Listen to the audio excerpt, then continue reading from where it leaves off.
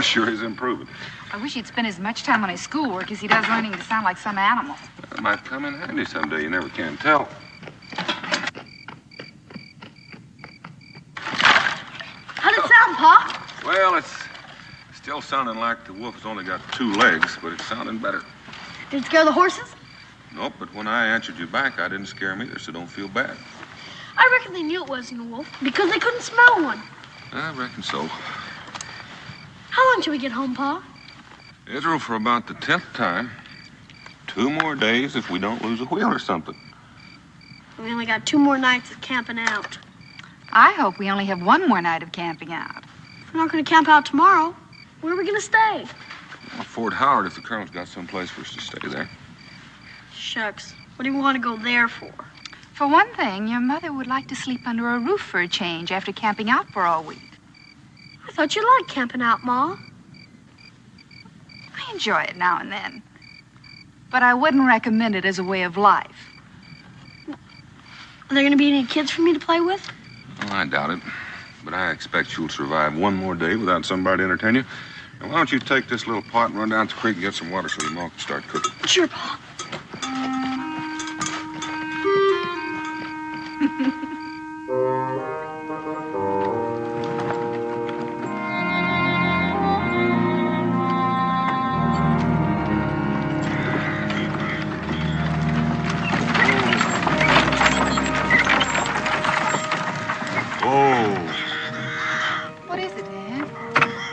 Hard to tell.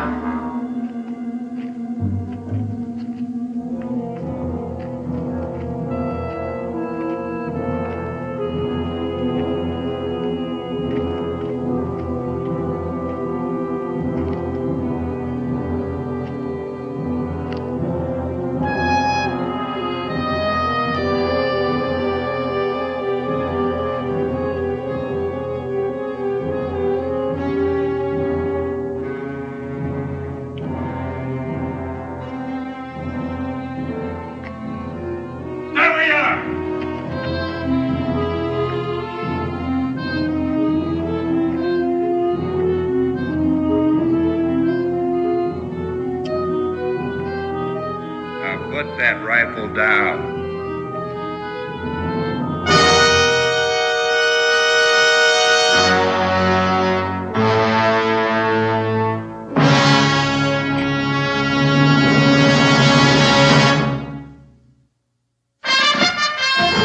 Daniel Boone was a man, yes, a big man, with an eye like an eagle and as tall as a mountain was he.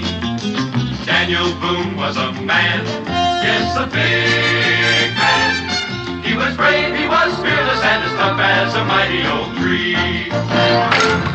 From the coonskin cap on the top of old Dan to the heel of his rawhide shoe, the rippinest, roaringest, fightingest man the frontier ever knew. Daniel Boone was a man, yes, a big man, and he fought for America to make all Americans free. What a Boone was to do and what a dream come true was he.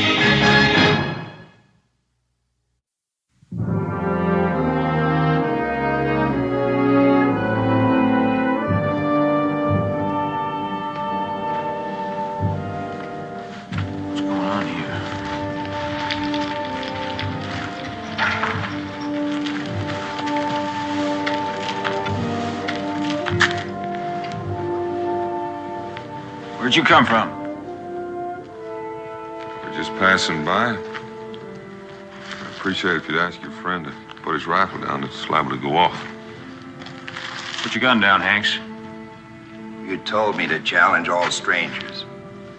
Well, they seem like friendly folk. Put your gun down. That's an order.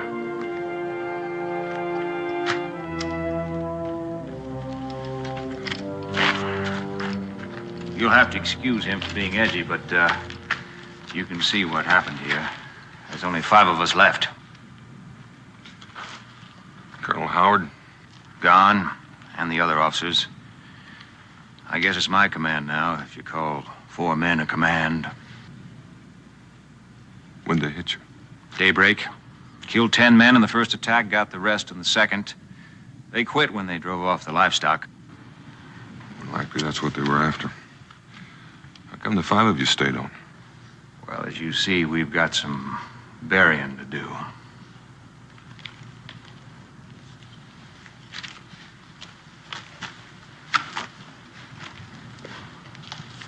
Shawnee. How can you tell? By the fletching on the shaft. Seems like you know their habits. I do. Are you real sure that's all you know about them? In what? I figure it's a little bit peculiar that they haven't bothered you. More than likely the Shawnees headed west when they left here. We came down from the Salt Licks from the north. By the way, my name's Boone, Daniel Boone. Sergeant Rafferty. This is my command, Private Hanks, Private Evans, Private Crane. That's my brother, Michael Rafferty.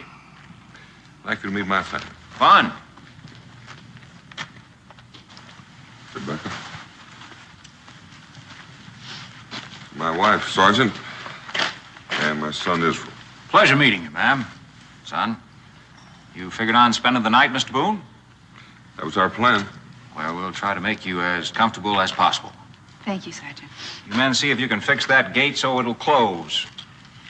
Looks like you could do with a fresh bandage. Israel, fetch me some clean clothes from the wagon. That's just a scratch, ma'am. Only take a moment. Sit over here. Well, all right.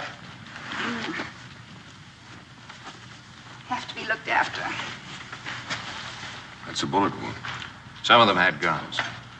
That's something new for the Shawnee. They must have been trading with the French. Lucky that missed the bone. Otherwise, you might not have an arm. You might not even have your life. Ma'am, when you're born to be hanged, doesn't much matter. This isn't going to be very professional, but at least it'll be cleaner. Well, I'm very grateful to you, ma'am. There you go. Thank you.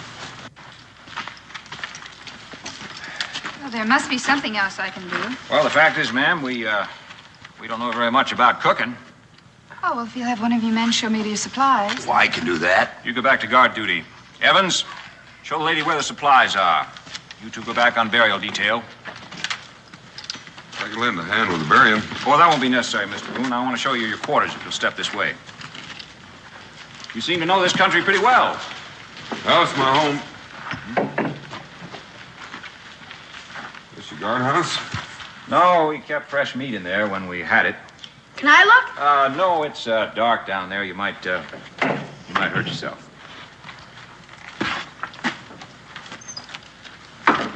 Israel, fetch some wood. Yes, ma'am.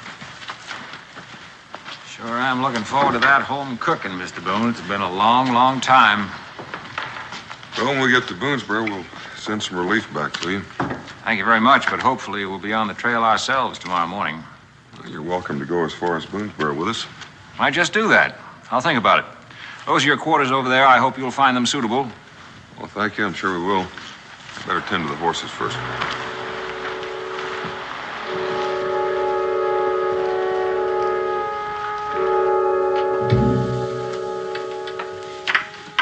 What does your husband do for a living, ma'am?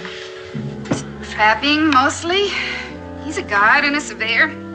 And sometimes he does a little scouting for the Army. Don't sound like he gets home very much. Not as often as I'd like. Well, there's no reason why a woman pretty like you are should be lonely. That's not what I said. I figure you got other notions than what you're saying. Well, you figure wrong, Mr. Hanks. You don't strike me as the kind of woman who would settle for many long, lonely nights.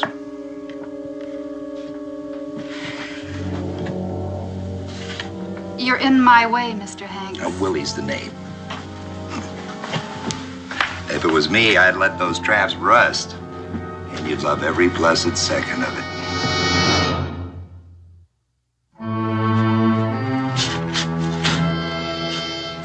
How come your brother told Boone we might leave with him? Oh, he's just making friendly talk, I guess. Yeah, well, he's friendly, all right. Even told him to spend the night when he should have told him to move on. Now, you know he couldn't do that. No, why couldn't he? This ain't no place for a woman and a kid. You mark my word, their being here is going to cause us trouble. Look, you feel that way about it, you talk to my brother. Don't talk to me. But I'll tell him, all right. I'll tell him. First chance I get. Well, here's your chance, Crane. Speak your piece. What's on your mind?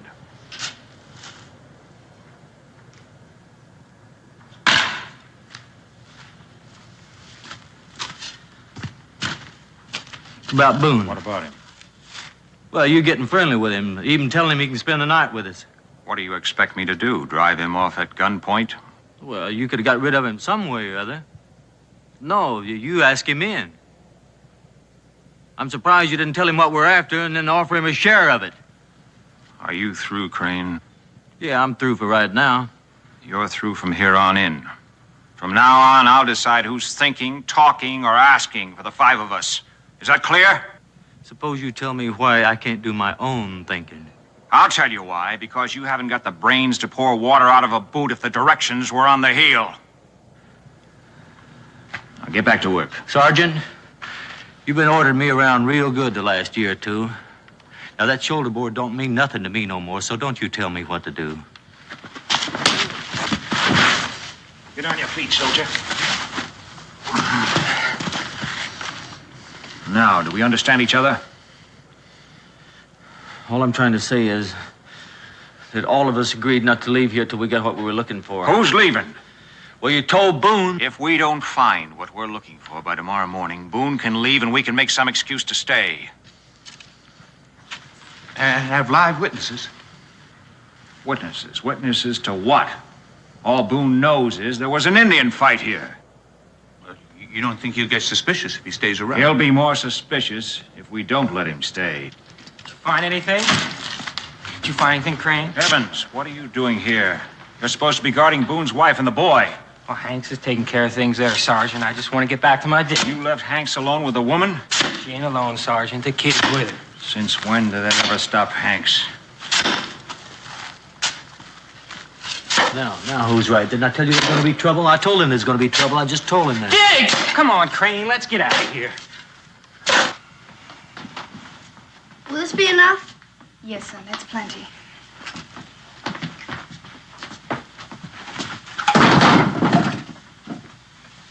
You know, I figured the Shawnees must have wanted those cows awful bad to do what they did. I'll fetch some more wood, boy. We'll be needing it later. All right.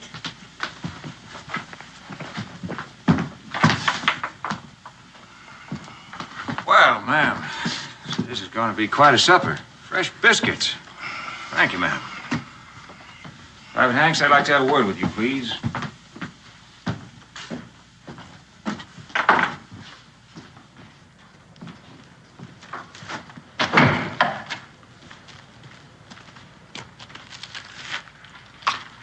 Now, you hear me. You hear me good. You stay clear of that woman. What are you figuring to do? Save her for yourself? I put up with you long enough. You either do as I say or I'll nail your hide up to dry. Or better yet, I'll tell Boone. You'll never get a better chance than right now. Mr. Boone, the sergeant wants to talk to you. You better get back to the burial detail. You send Crane over here to take your place. I'll see to it right off, Sergeant Rafferty. Yes, Sergeant?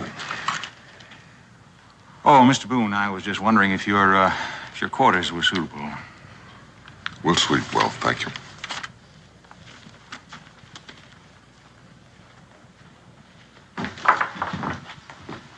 Oh, it's you. What's wrong, baby? Nothing, Dan. Well, something's bothering you. It's that soldier Hanks. What about it? really. It was just his manner. Maybe I better have a talk with Mr. No, Banks. Dad. I'm probably just being foolish, and I don't want to cause any trouble. Please. I bet you all get medals for saving the fort the way you did. Yeah. Sergeant Rafferty should get a special one for being wounded. Oh, yeah, probably will. Oh, Shawnee Arrows sure are hard to pull out. Did he do it all by himself? Yep, that's just what he did. I saw my pa do it once. Really? Uh-huh. Well, see you later. I gotta deliver the wood. All right, goodbye now. Ow. They're not ready yet, Dan. Thanks for telling me.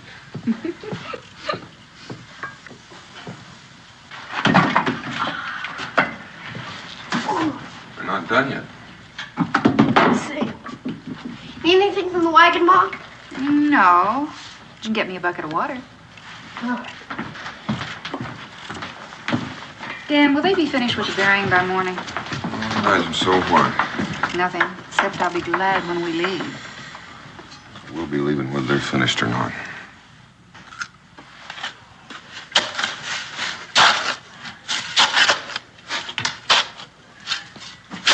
Ken? Yeah. Just what makes you so sure the money's buried here? Well, you see, it's standard military procedure to dispose of valuables in case of an attack. The colonel couldn't have burned the gold, so he must have buried it. But why right here? There's an awful lot of ground inside this stockade. This is a garden area. Nobody had noticed. Newly turned earth.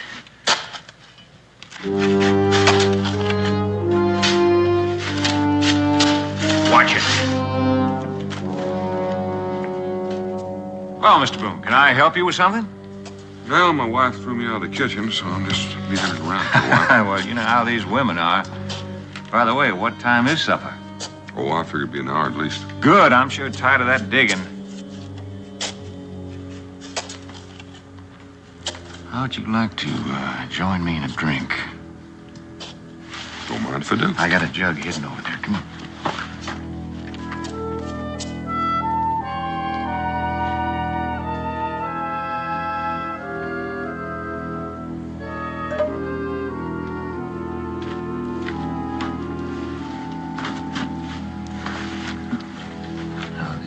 Jug of prime spirits. One thing they didn't get. Well, good health, good luck. Luck to you, Sergeant.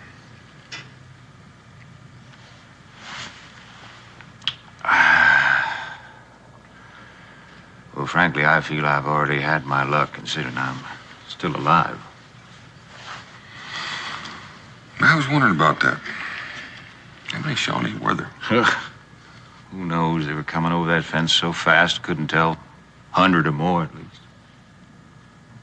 The 5 of you managed to stay alive? Well, I don't know that either, except there was so much smoke from the fires. It was half dark. After they killed the colonel, we went over to the barracks there and decided to fort up there. Indians were so busy looting, they didn't pay any attention to the barracks. We just laid low. And as luck would have it, they left before they burned us out. I never want to see anything like that again. Sure, I've been looking forward to this, ma'am. Hope you enjoy it, Sergeant. Thank you. Thank you. Looks good, man. There you go.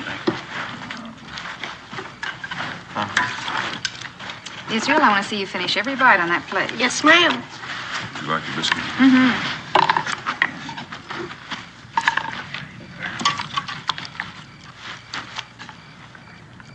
Dan? Oh.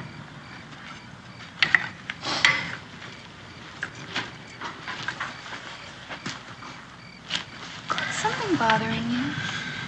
Something I'm putting my finger on. Yet you're still bothered. Did you ever notice how we're never alone? I don't mean just now, but there's always somebody nearby. Well, if it bothers you, why don't you ask them? For the time being, I just as soon they didn't know that I'd noticed. I'll get some coffee.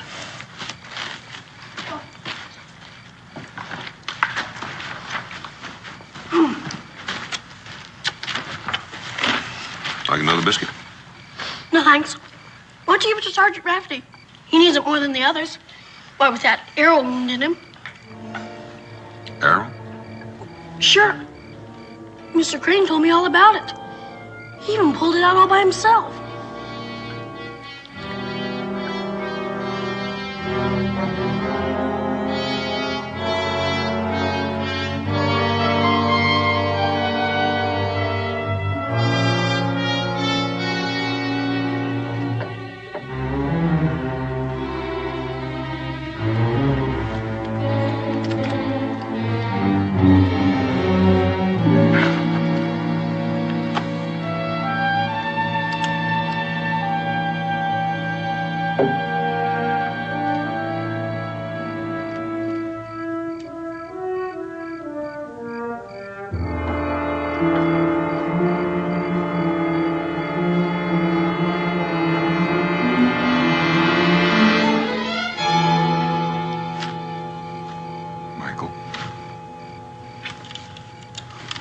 What are you doing out here?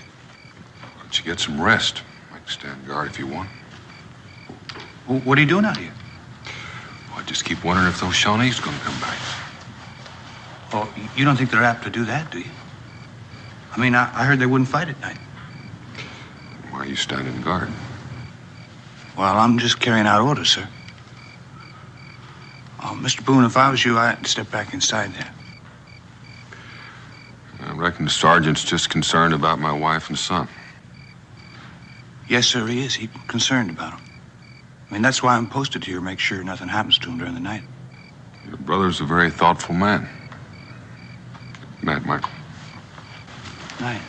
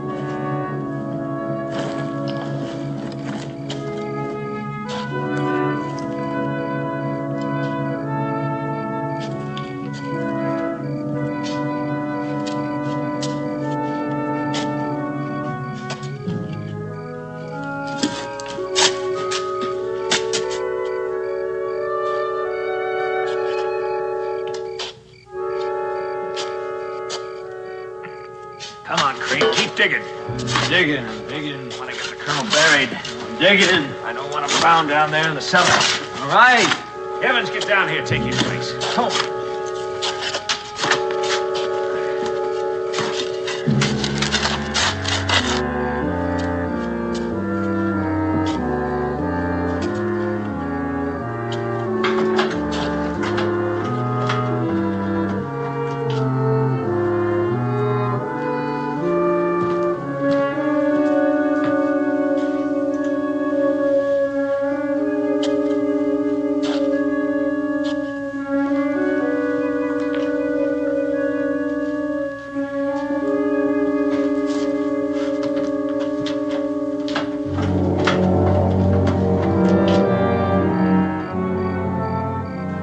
Now you know, Mr. Boone.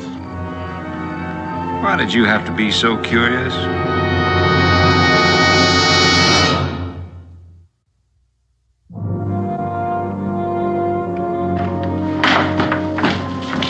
Dan, what is it? What's wrong? Well, you might as well tell him, Mr. Boone. Tell me what? Well, these so-called heroes were military prisoners awaiting trial from the Shawnee attack. I don't understand. They were kept in the cellar. And the colonel went down to ask him to help out with the fighting. They killed him. Very good, Mr. Boone. Very good. Unfortunate accident, ma'am. You mean they were just hiding down there? Ma'am, I'm sorry, but we're going to have to ask you to stay on with us as our guests until we can decide what to do with you. Yes, sir. You might get to where you could enjoy our company. That's enough out of you, Willie. I do beg your pardon, ma'am.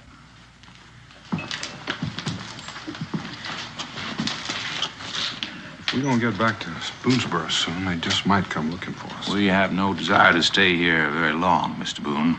You poking around where you're not supposed to, you know we'll have to keep you here until we get away. I'm sure you understand that. You've made that pretty plain.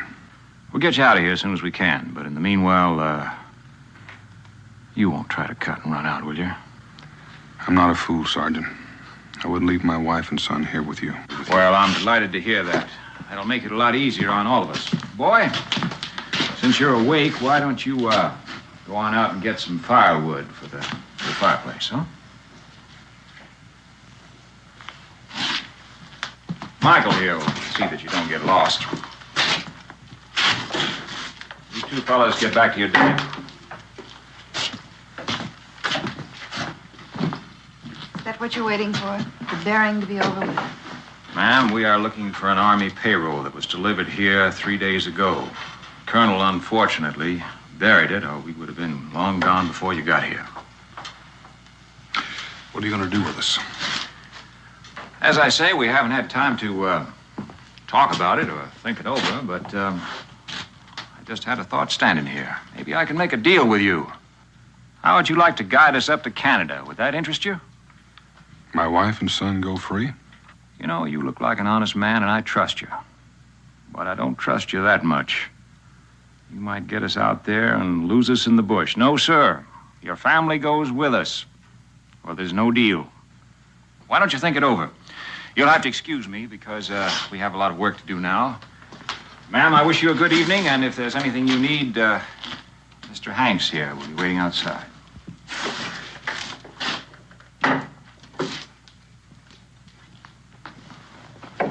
Dan, what are we going to do?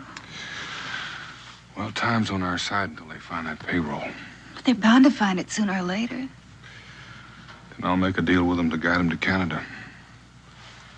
Unless I think of something in the meantime.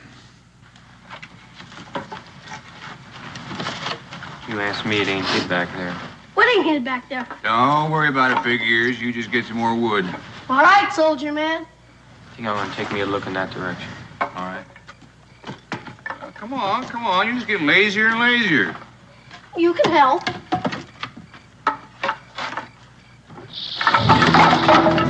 What's the matter, boy? I heard something in the pile. Might be a rattlesnake. Oh, you thought you heard a rattlesnake? Oh, that's funny. I didn't hear any rattlesnake. Being as late as it is and chilly, they don't rattle too loud. Wait, you sure you maybe didn't find something else, huh? No, honest. Big old rattlesnake, huh? Well, Hey, you better watch it. where'd you see that? Don't put your hand in there. Look out. Boy, you go get somebody to help me. I've been bit. You stay here. Don't move a muscle. I'll get my paw. Hey, boy, you were set to get some wood. Where is it? Private Rabbit, you got bit by a snake. I gotta get my paw. Now, don't lie to me. You get on back and do as you was told. Honest, now let's go. Hanks! What is it, Israel? Private Rabbit got bit by a snake ball. You gotta help him. Come on. Help me. Please help me. I've been hurt. Heavens, get some coals. We'll burn the poison out. I've been hurt. Let me have a look. Can you help me, Mr. Boone? Just take it easy, Michael. You're going to be all right. Somebody get me a knife and fire it. I got one. Israel, get me a stick. My arm's getting numb.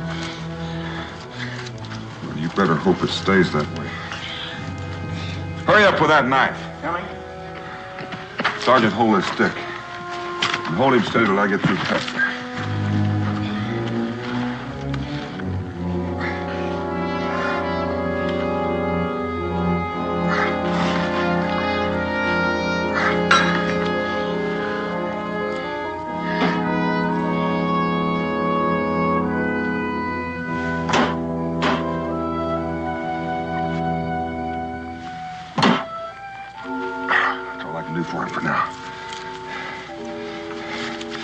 He's going to have the chills when he wakes up. I'll take him into the colonel's quarters, wrap some blankets around him. My wife will look after him.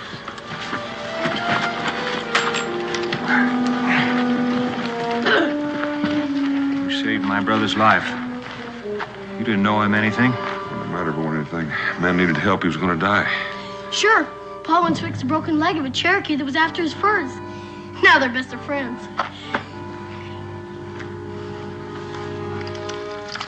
You have my thanks. That's all. Let's find that snake before he strikes somebody else. Sure.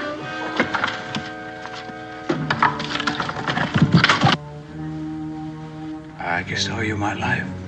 My husband's the one you should be grateful to. I'm grateful to both of you. You don't know how much. Only wish there was some way I could show it. There just might be. It's no use, Paul. I guess he's gone.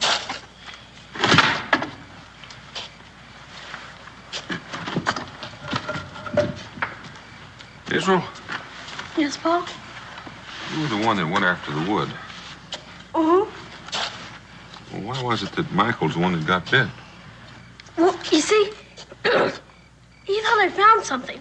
He wanted to see for himself. I told him there was a snake, but he just went right ahead. What do you suppose he thought I found? That money pouch. He seemed bound and determined to find it. Could it be in a big leather pouch? This might be. I know where it is. You do? Sure, I saw it. Well, I'm listening. I saw Private Evans put in his bedroll when I was gathering wood. The one over there on the far end. Is it important what I told you, Paul? It just might be important enough to get us out of here. Israel, do you remember those Indian calls we've been practicing? Sure. A timber wolf, the owl, and a black hawk. Not now, son. You see those deep shadows over there? I want you to go over there, count 100, and then let loose. Then I want you to get that money bag and throw it down in the cellar. Then hide until it's safe. You understand? Israel? You're a good man.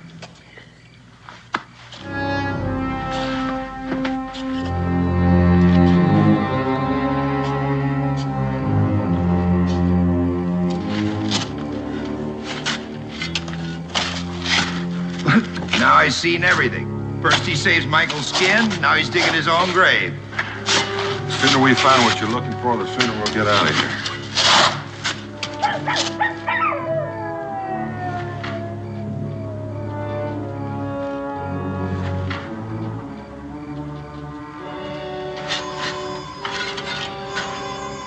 What is it? Could be the Shawnee have come back. Man of the stockade, you come through, Boone.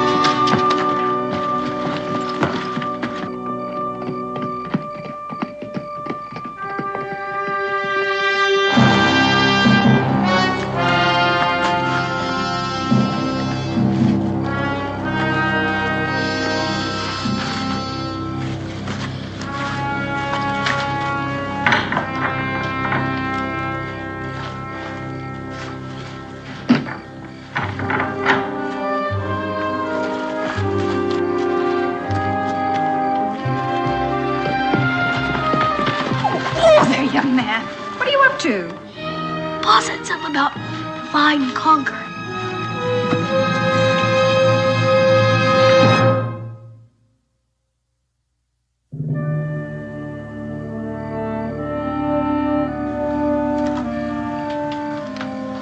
I didn't see nothing. I don't see nothing either. That's because there's probably nothing to see. What would be your opinion, Mr. Boone? What about those noises we heard? Boone is in on this. It makes sense, Sergeant. He was with us the whole time. But the boy wasn't. And he knows Indian ways like his pa. What do you hope to gain by that? Let's find out. You get the boy up here. Get back to work. Evans, you get back to your digging.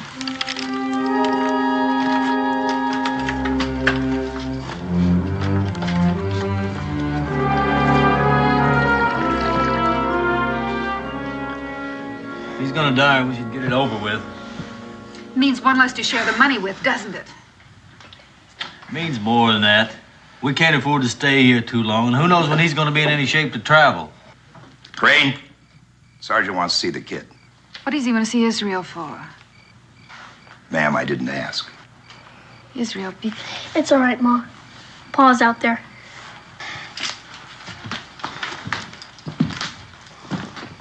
How's he doing? No change that I can see. I'll take over here. You go on out and help Evans with the digging.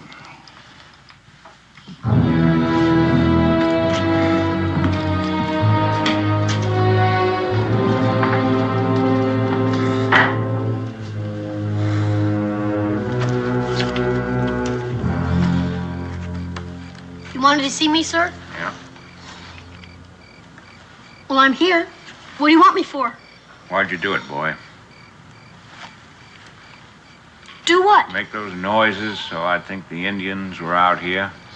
No, I was over there with my mom. Don't you lie to me, boy.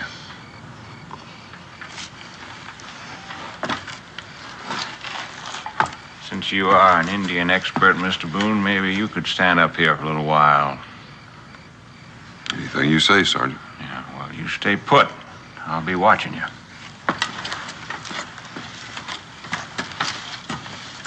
What do we do now, Pa? We just wait.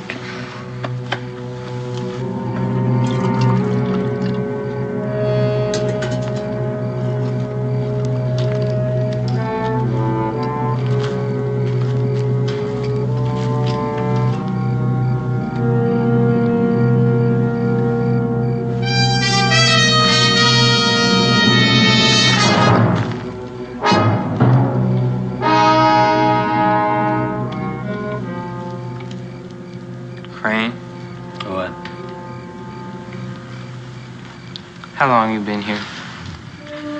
Not very long. Why? What'd you do with it? Do with what? What you took? What I took? What do you mean what I did? I didn't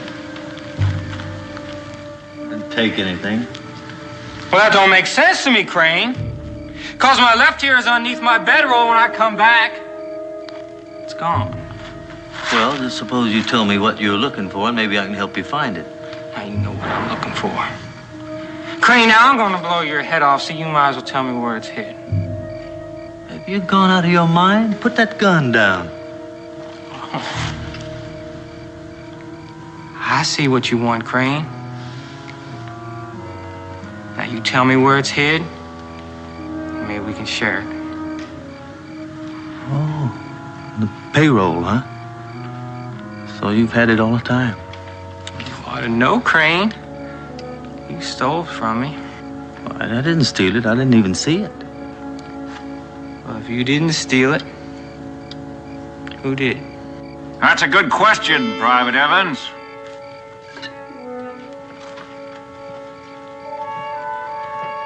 That is a very good question. How long you been standing around? Long enough? Now you're gonna have to give me a chance to explain myself. Put that gun down and you can talk.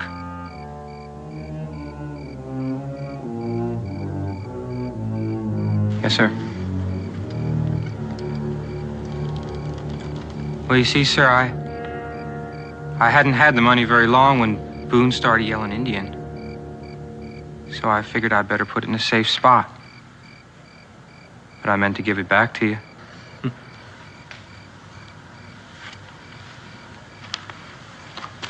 Are you expecting me to believe that? Well, yes, sir, I am, because that's the way it happened. You believe him, Private Crane? What do you think? What are we going to do with him? I think we ought to line him up against a wall and shoot him. That's too easy on him. What do you think we ought to do with you, Evans? Well, I don't think you should do anything to me, sir. I never meant to steal the money. Evans, you are a liar and a thief. Let's shoot him. I'd like to, but we're going to need him later. Well, then we'll shoot him later. That'll be one less hand dipping in the pot anyway. But we still don't know where that payroll is, Sergeant. We'll find it. Well, I didn't take it.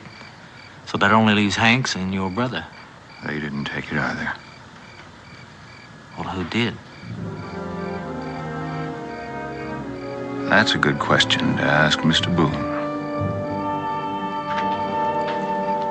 Boone! Come down for a moment. I'd like to have a word with you.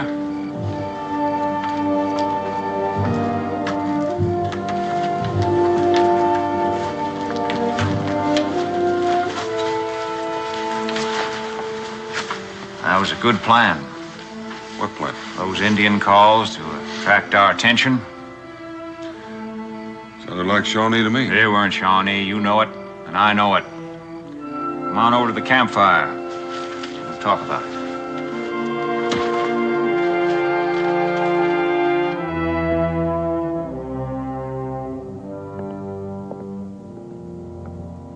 There you go, Michael. Thank you, ma'am. Well, go on. Well, we took an oath. I mean, man doesn't like to go back on his word. Oh, your brother's a smart man, hiding behind you when he knows you all might be pardoned if you turned him in. No, I never said he did the killing. You don't have to. It's quite obvious from the way he acts. No, he didn't do it.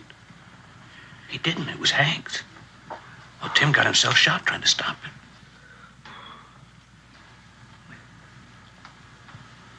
What were you under arrest for? Desertion. Other things. What other things? Well, my brother got himself thrown in the guardhouse for hitting an officer. He didn't mean to do it. He was drunk. Well, I would have meant the finish of him, so I opened the guardhouse door and... I see, and the others got out. Next thing I knew, we were going over the wall. You went with them? Well, there wasn't much else to do. I mean, I should have known it was me let him out. Have you ever given any thought to what's going to happen to you when you get out of here? Yes, ma'am. I'll be a fugitive from justice. A man on the run for something you didn't do. That's not a very pleasant prospect. Well, we were all there, ma'am. I mean, I figure that makes us all accomplices.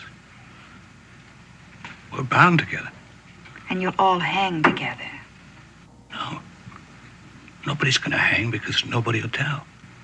How can you be so sure of that? How well do you know these men? How do you know you can trust them?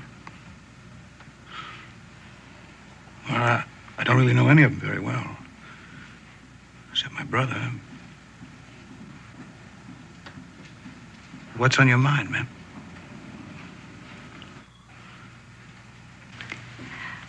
I'd guess the court would grant immunity to anyone who would testify against the guilty one.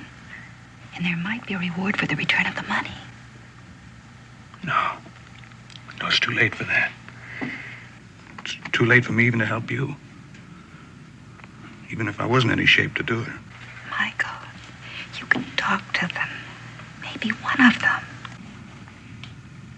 I could talk to my brother. He's the only one who... You ain't gonna tell anything to anybody. Figured to play on his sympathy and his gratitude, didn't you? Now, if you need help, why not try me? I could be a whole lot more friendly. Yes, sir, I could be real friendly. And if I just had something to be grateful for. You leave her alone. We know that you hid the money. It's nearby. We'll find it. With or without your help. You're gonna leave here at daybreak. And I will give you until then to make up your mind. Sergeant, Boone, stop! Pull the kid. I'll teach you not to yell.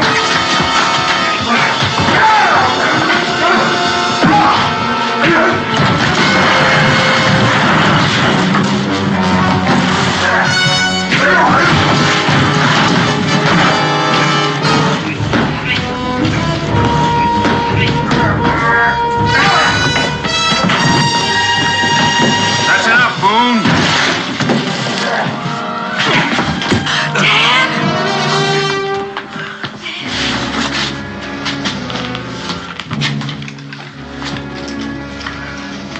Willie, you put that gun down. Leave him alone. I'll kill him for that. You're not gonna kill anybody. You give me one good reason why I don't. There's been enough killing around here. Besides, we need him to guide us up to Canada. I'll kill him when we get there. Pa! Stay here, boy. Becky, are you all right? Did they hurt you? No, they didn't hurt me, Dad.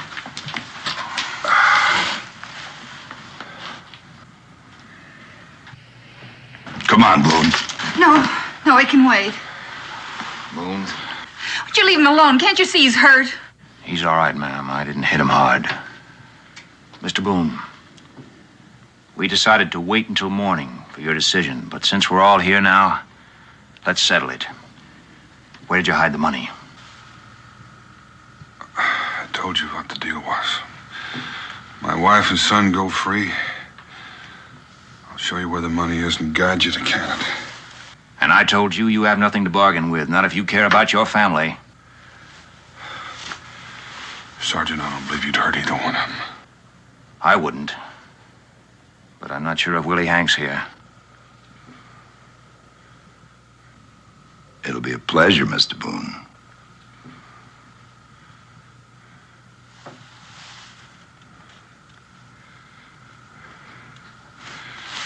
Money's in the cellar. Crane, check the cellar. Leave the boy. Pa! Sergeant, I'd like to ask one question. Go ahead. What guarantee do I have that my family won't be harmed once we get to Canada? Speaking for myself, you have my word. What about Hanks and the others? You'll have to talk to them about that.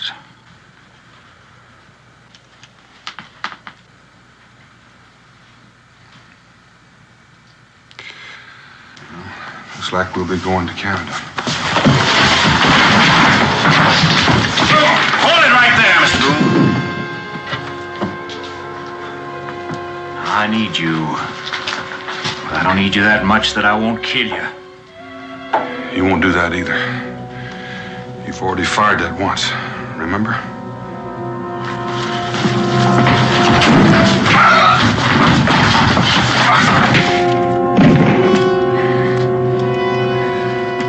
Boone?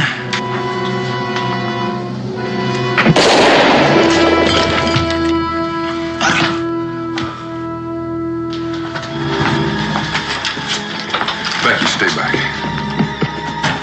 What happened? Make Private Crane. Put your rifle and the money right down there. Easy.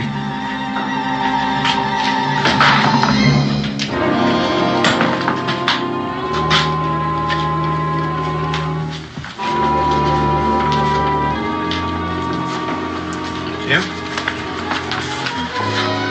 Yeah, I'm sorry. I'm really sorry. I didn't mean to go against you. They'd have shot Boone.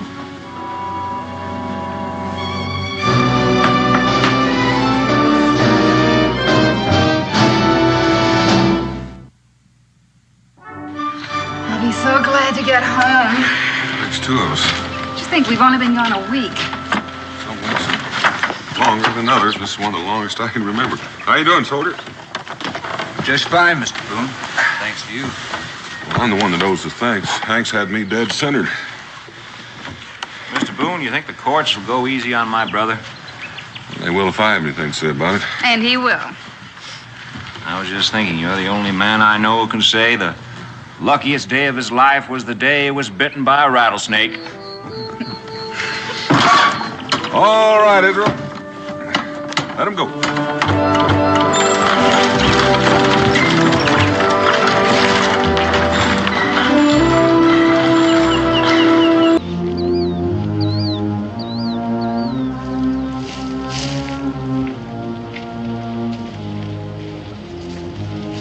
Apples, cycle pears, first red plum tree this into Kentucky. Look at it now. And old Pater Beasley really help us. I mean, the squirrels eating all our crops this way. Well, he better. Taking the same money from a lone, lorn woman he takes from the rest of you. But if he succeeds, Mrs. Jones. Well, it's been my experience that he usually does.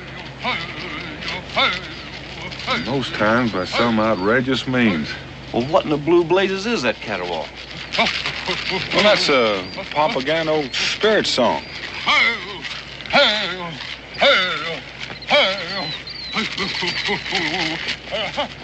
Heathen spirits in the presence of our children?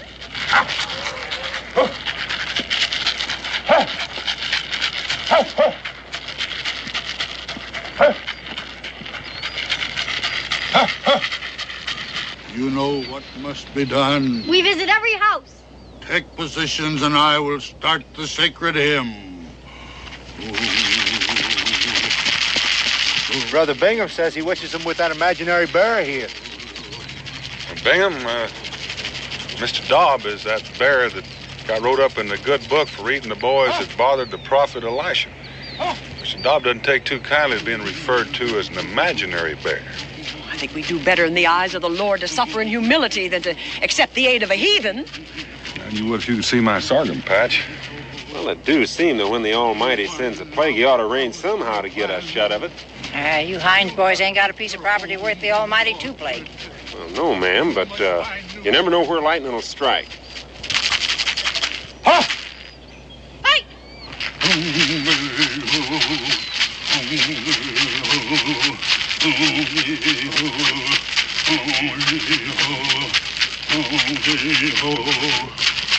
Little one of the brown squirrel clan, you have built your home in the orchard.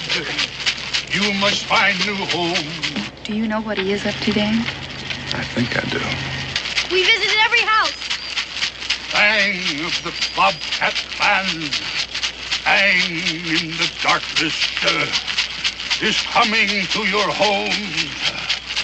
You must flee. You must flee. Be gone, squirrel. Be gone.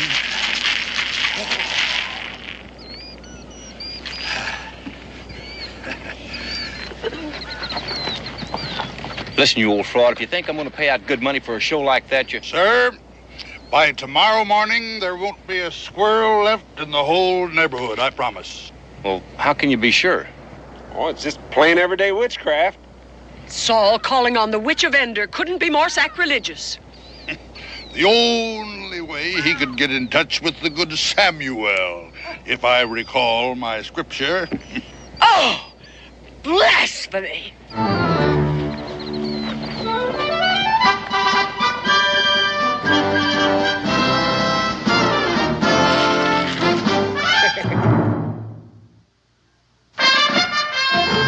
Daniel Boone was a man, yes, a big man, with an eye like an eagle and as tall as a mountain was he.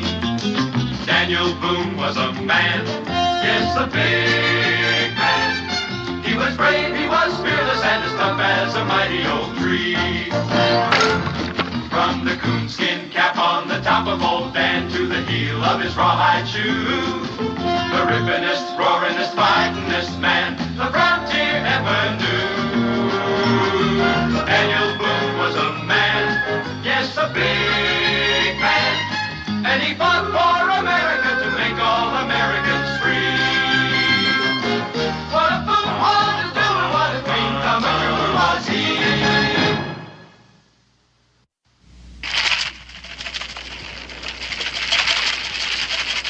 All people of the brown squirrel clan, go in peace, fare thee well.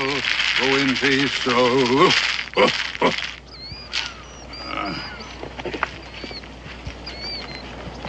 You rid of your plague, Mr. Cowell? Well, I sure pray that it is. Well, you've seen the result at the Morse Orchard. Well, I wash my hands of it. I'll be right with you, love. Here you are.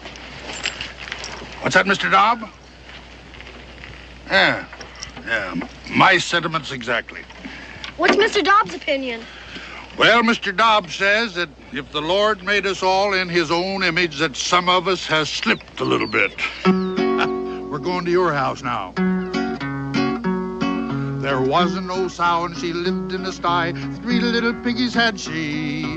She went around going oink, oink, oink, and the little ones went wee, wee. Oh, 3 little pigs, 3 little pigs, 3 little pigs had we. They all went down to the grocery shop to see.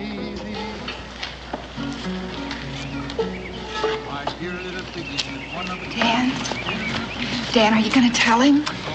If he doesn't talk me out of it. Well, it's for his own sake.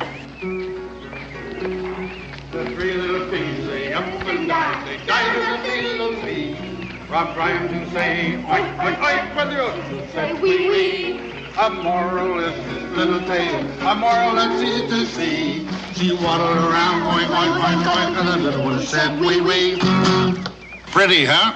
Well, I'd say it's a wee mite more on the philosophical side. About to do your orchard, Pop. Want to come and watch? Oh, thank you, Ezra. Why don't you boys run along? I'd like to have a little talk with Prater. It's all right to go along? Because these are sacred to the Cherokee. Oh, Mr. Dobb will be glad to go along with you. Won't you, Mr. Dobb? Yes. Come on. Well, I suppose now that you're going to tell me that you've never seen anything like this before, hmm? Well, Prater, I remember when I was living with the Indians, that the squaws used to keep the deer out of their cornfields without any fences. Well, one of nature's lovely mysteries. Conversation smelled instead of heard. Nobody's found out quite how it works yet, but every living creature, they've got the hang of it. Animals and birds and fish. Us too would be my guess, except when we took up words, I think that we messed ourselves up there.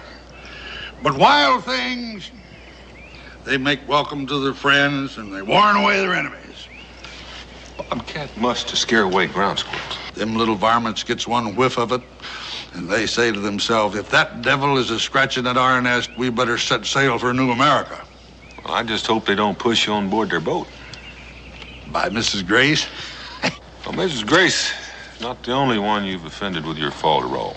If you just do away with the pretty part and mark the burrows with a pair of overalls, I can unoffend them like scat. Civilization comes creeping in, and tolerance just doesn't keep a pace with it. Daniel, you know what just come across my mind? Committee of Correspondence days. And you fomenting revolution up and down the land, the king's men hallooing after you, and you enjoying yourself. Now, who would ever thought that you'd turn out to be the cautious one? At the same time, I hold your opinion high, and there's just one thing I'd like to have you straighten out for me.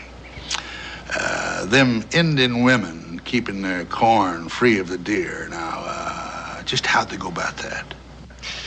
Well, Prater Breezy, you're plumb sneaky. Now, who am I to say whether it was the red paint or the dancing that did it? To say nothing of missing all the enjoyment. Not to mention, the boys learn respect for other people's ways and having a little of it rub off on their elders. Mm-hmm. Now, there speaks the rumskullion that I know and take pride in.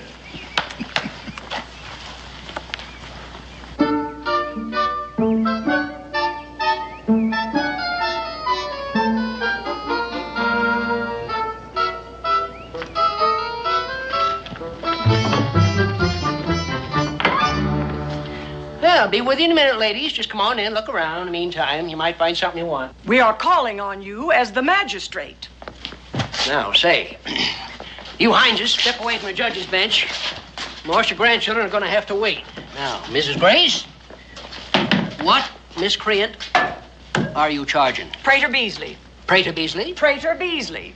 The same Prater Beasley that just rid your homestead of a plague of squirrels? You didn't see how he did it.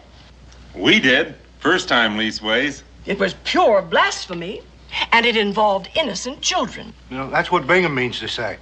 Now, you Hineses, just tend to your swelling.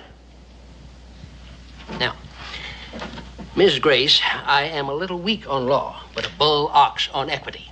Now, that's a platform I run and was elected on. Now, when a man has done you good and you want him locked up because you don't like the duds he done it in or who he chose to help him out, I just can't go along with you women. You mean you don't want to? Want to? I've been magistrate for 3 weeks, and all I've had out of it is to make Mrs. Jones a widow. Is her poor husband dead at last? He has been gone the past 7 years and not a peep out of him. Oh, can't say I blame him. That woman's a terror. Mr. Hines, for shame. What happens to the farm? It's hers.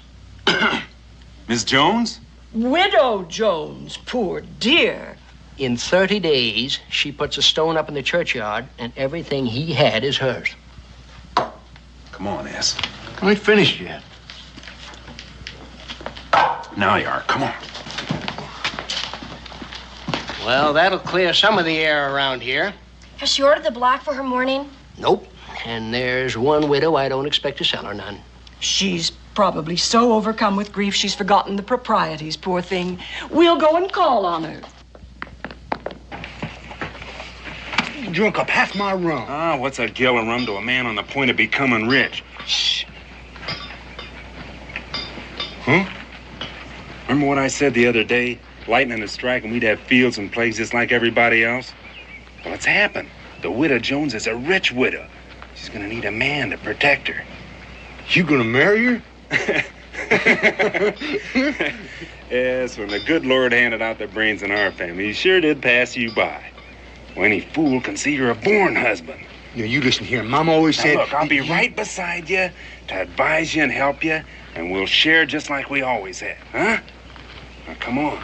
We got the inside track. We don't want anyone squeezing in ahead of us. Well, come on.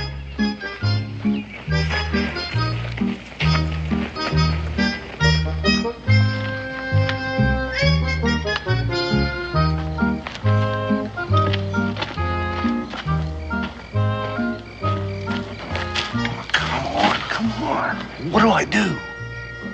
You rap at the door. She opens the door and says, come in. Yeah, what if she don't? You go in anyway. Come on.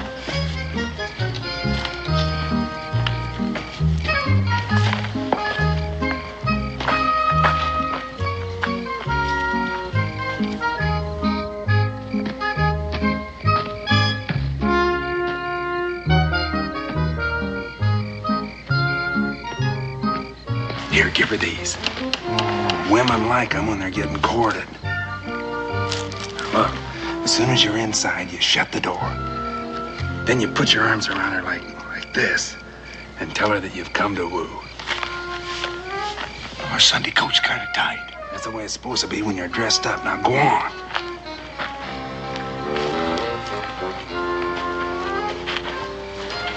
Where are you gonna be? I'll be right here till you get inside. Then I think I'll take a walk down to the barn and look over our new livestock. Well, go on.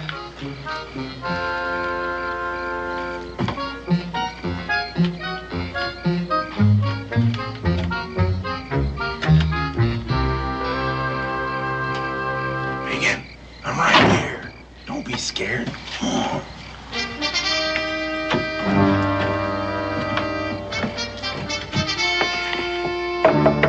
Doors open. Get them meat hooks off of me!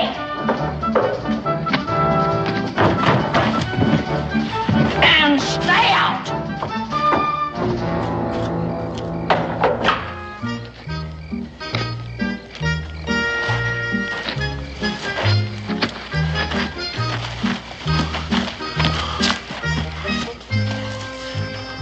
She harm our Sunday coat? You didn't do what I told you. I did too, to a T.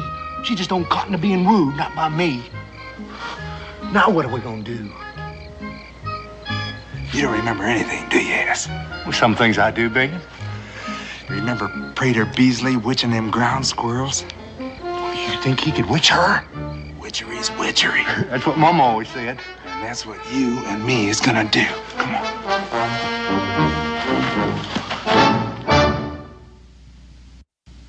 Rot-the-plon, rot-the-plon, plon, plon, plon, plon. Rot-the-plon, rot-the-plon, plon, plon, plon, plon. Well, did your mothers keep you at home, boys? I guess not. Be careful there. Don't step on Mr. Dobb. Where is he? You're on the whiskey still. That's what keeps it so shiny. Mr. Dobb, why don't you just come along up here. That's right. Come up here and get next to the fire and get warm. Well, welcome, boys. Nice to have you in my abode. What are you cooking? Have a taste. That's Rochefort, according to the recipe of Briand Savary, in case you know who he is. I don't. The Shakespeare of the cooking pot, they call him, and they call him right. I made his acquaintance when he came here all the way from France to taste American wild turkey. You know everybody, don't you? Well, between Mr. Dobb and me, yes, more or less. George Washington, just a nod and ask his health. But Patrick Henry, well, they're the best of acquaintance. Second best, maybe third. Hey, what's that? It's an Indian nose flute. Would you like to play it? Wow. Be careful. Don't step on Mr. Dobb. Try it. No, that's not the way.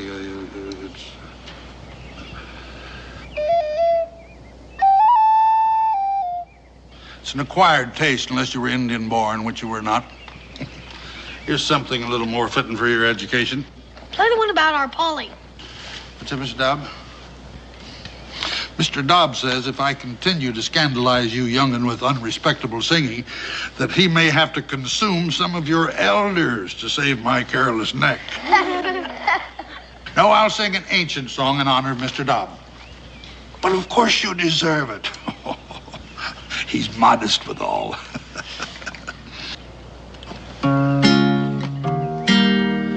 I was born about 10,000 years ago, and there's nothing in this world I do not know. I saw Peter, Paul, and Moses playing Ring Around the Roses, and Mr. Dobb will eat the man who says it isn't so.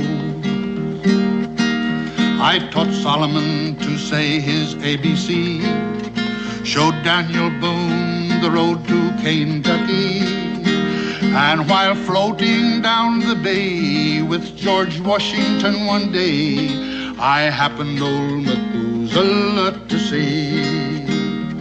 The good Queen Bess, she fell in love with me. She wanted to wed me secretly, but being a king was never this bear's desire. So I jollied her along a little while. I was born about 10,000 years ago, and there's not a thing in history I don't know. I saw Peter, Paul, and Moses playing Ring Around the Roses. All right, if we join you? The more the merrier.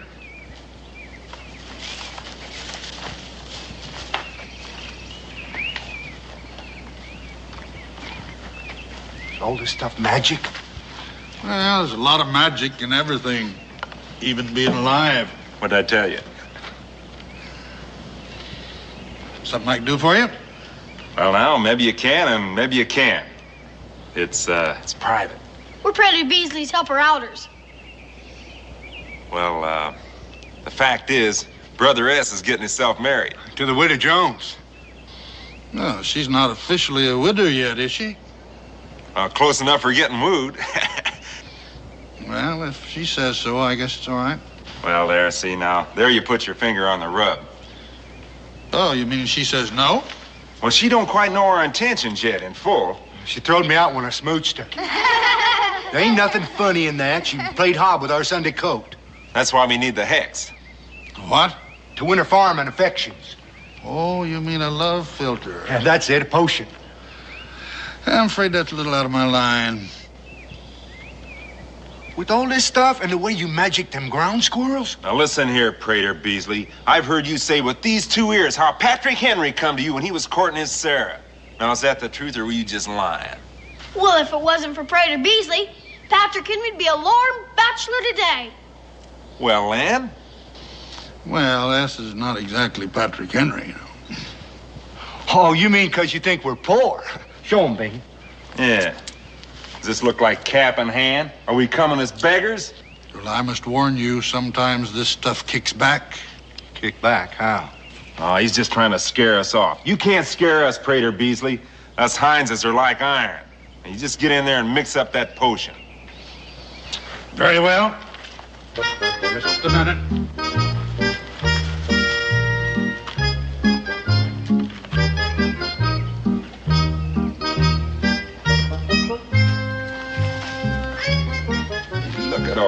stuff.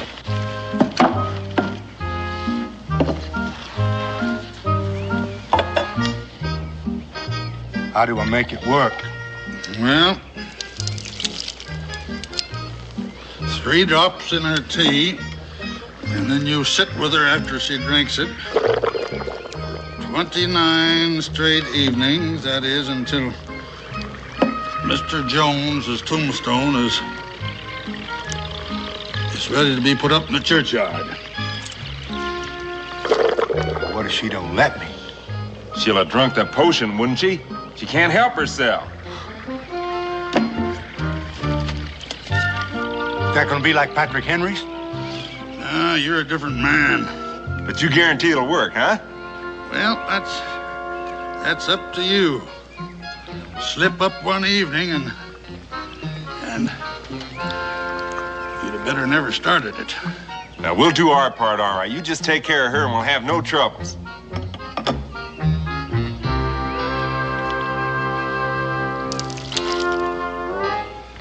Be very careful with it. Take it. Here you are. It's on the house. Oh, hey, that's real neighborly. Neighborly? If it wasn't for me, you never would be rich. Don't you remember? If the witch ain't paid, the potion ain't any good. We learned that from our mama. Here you are. Come on. Now you daren't put no hex on us.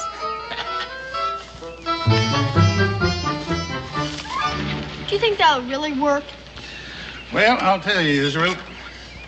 If the Widow Jones allows S. Hines to sit with her for 29 straight evenings in a row, I'll be a little scared of my own medicine. Then I said, Queen Bess, goodbye. No matter how you curse and cry, I'm on my way to Kentucky.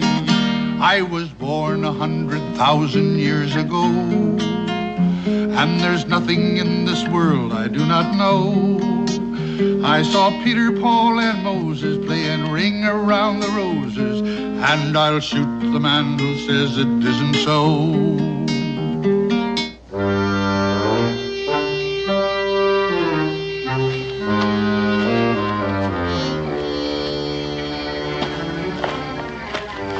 Put that in your pocket. You want her to see it?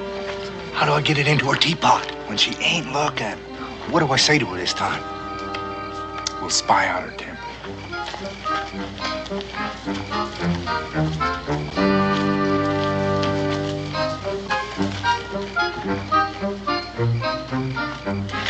Glory be, she ain't home.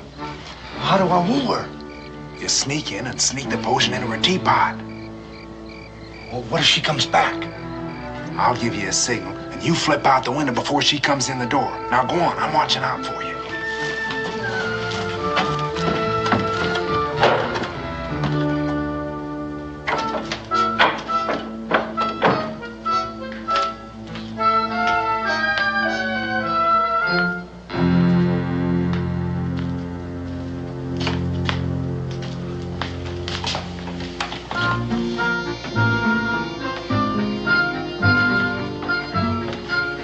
Fetch off my boots, woman. Get me a mug of cider from the keg. Yes! Is she coming? Hurry up with that potion.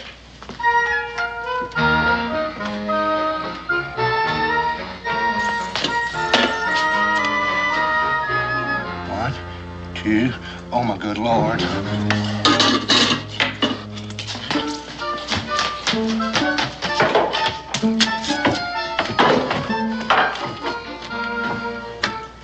Forgot to flip out the window. I didn't even signal you. Just in the nick of time.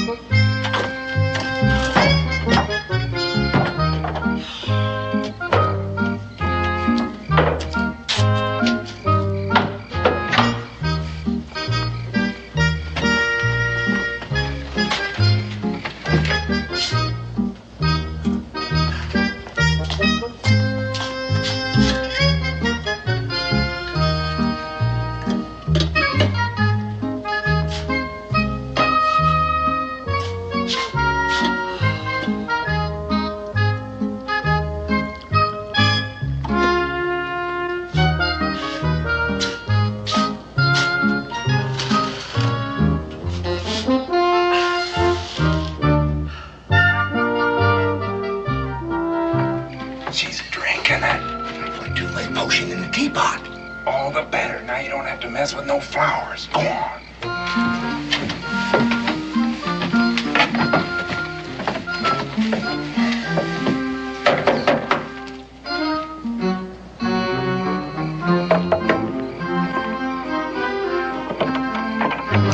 You! No. Come on in.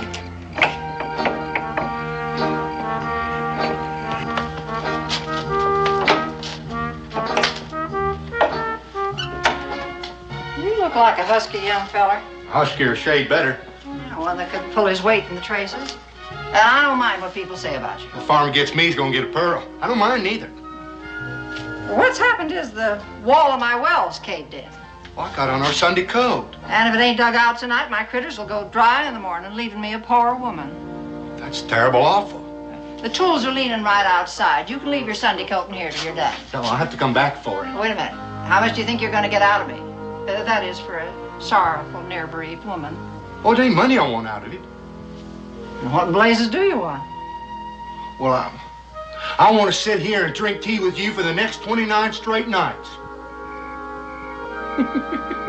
Oh, yes. That's the cheapest well I ever got dug out. You can sit here and drink tea till you found her. Hey! Prater Beasley, you are a devil. Wedding bells ring out.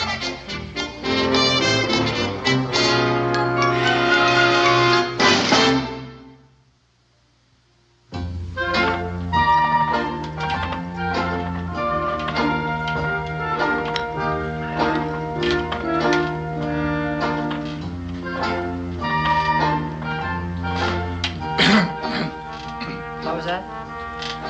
I just said, I'm dogged if I can figure you out. you want another splash? Well, I guess. Thanks. I intend to talk to Cincinnati. What's Cincinnati's got to do with it? Selling tea like this, it tastes like it never seen China. Mine tastes like it's seen China. We're drinking out of the same pot. It's worse than I thought. No, I was just deep in thought, and a tea run down my Sunday throat. You was deep in what? A thought, ma'am. As sure as I sitting there, I thought the wood pile is running awful low, and you getting ready to cook a big meal with no more wood and a jackrabbit.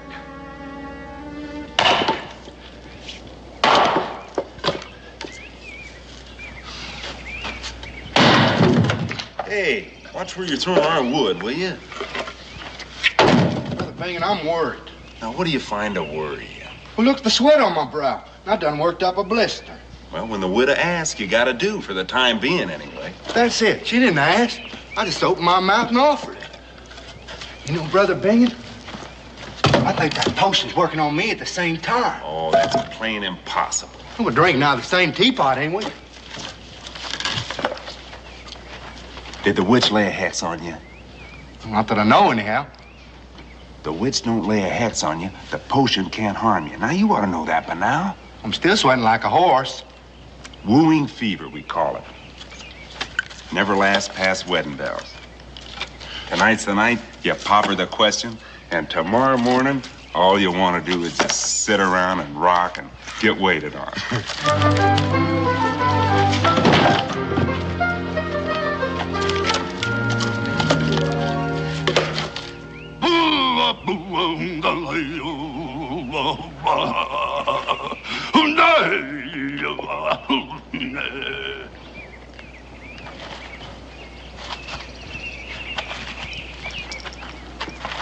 Flower of the dogwood, sing to my nostrils.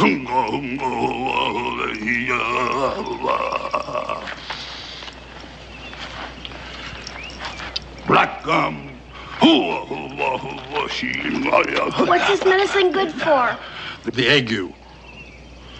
Hand me some of the mountain ash, the red berries. Good. 4 more.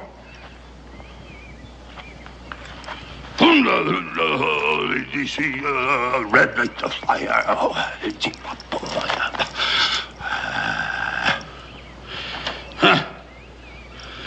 Now they'll stop being what they are and become medicine. You know, I thought about becoming a doctor. Must have had to go to Yale College. Yale College? That's a good place, but they go a little bit too much for the book. That's how you're supposed to learn. Well, Mr. Dobbs says that you learn by living. And the more you live, the more you learn. But the way you really learn is by looking and questioning and doubting everything that man has said is the gospel truth. No matter who he is, says Mr. Dobbs. Been expecting you. You hear that? He admits he's expecting us. About a month ago, I gave you a love filter. Just a month and you know it. Give it? Why, you old scoundrel, you sold it to us. And don't try and lie out of it in front of this child. You said Patrick Henry come to you when he's courting his Sarah. Well, you don't even know the man. Patrick Henry's his closest acquaintance. Now, how do you know that? Because Prater Beasley said... No matter who they are, as Mr. Dobbs says. Because Prater Beasley knows his favorite song. For tonight will Mary, Mary be. For tonight will Mary, Mary be. For tonight will Mary, Mary be. Tomorrow we'll be sober. Do you hear that? What Daniel Boone lets his own flesh and blood be taught? You're heading for bad trouble, boy, associating with this here witch. And that witch gonna be in bad trouble. We don't get our money back. Return the filter and the money is yours. You know we can't do that. We can't do that. I put it in the widow's tea. All of it? Yeah, 3 drops every night, then I sat with her. Except one time I put too much in by mistake. I sat with her for 29 straight nights. Your powers are greater than you thought. Yes, if you succeeded in doing that. Well, you ought to ask for her hand. She ain't got no hand. She ain't a widow anymore. Well, then you got what you paid for. Not us. That's what we've been trying to tell you. I mean, last night I put on her Sunday coat and I washed from head to toe to pop the question. And I went up and I knocked on her door, my mouth all smooched up for a kiss. And who should open the door but Jones? Mr. Jones? He couldn't. His headstone's going up in the churchyard tomorrow. Says he was prisoner to the Indian for the past 7 years. Of course, she don't believe a word of it. Oh, neither do we. That woman's got a tongue like a razor. Ain't no man could stand up to that for a full life.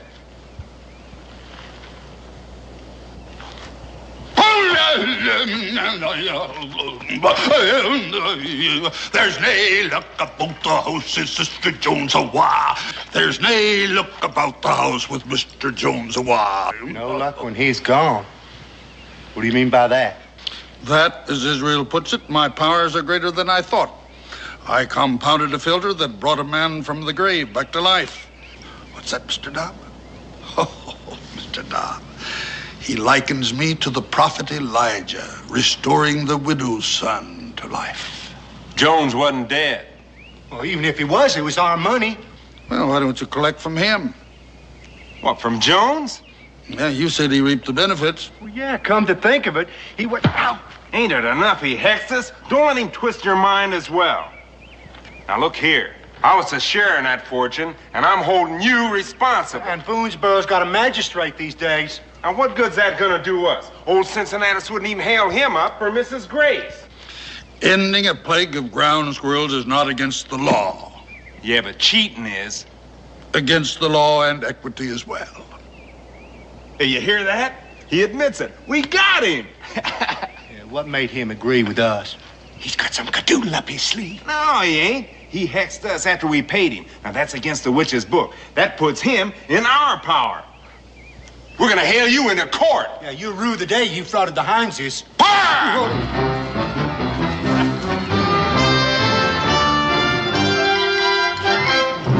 You gave them the idea. Well, that's why we fought the revolution. What, so those diddlers can make you look like the criminal? No, so every man can have his day in court, and disputes between Americans be settled according to the evidence. Mrs. Gray sure's gonna kick up her heels into the jig when she hears about this. Don't think they could win, do you? Well, Israel, I'll tell you. Mr. Dobb remembers Socrates sentenced to the hemlock, and Solon the lawgiver being kicked out of Athens into exile, to say nothing of some latter-day events which would embarrass me to mention. Now, Mr. Dobbs believes that Boonesboro's first trial will be a great experiment in law and equity at the inside. Prominently.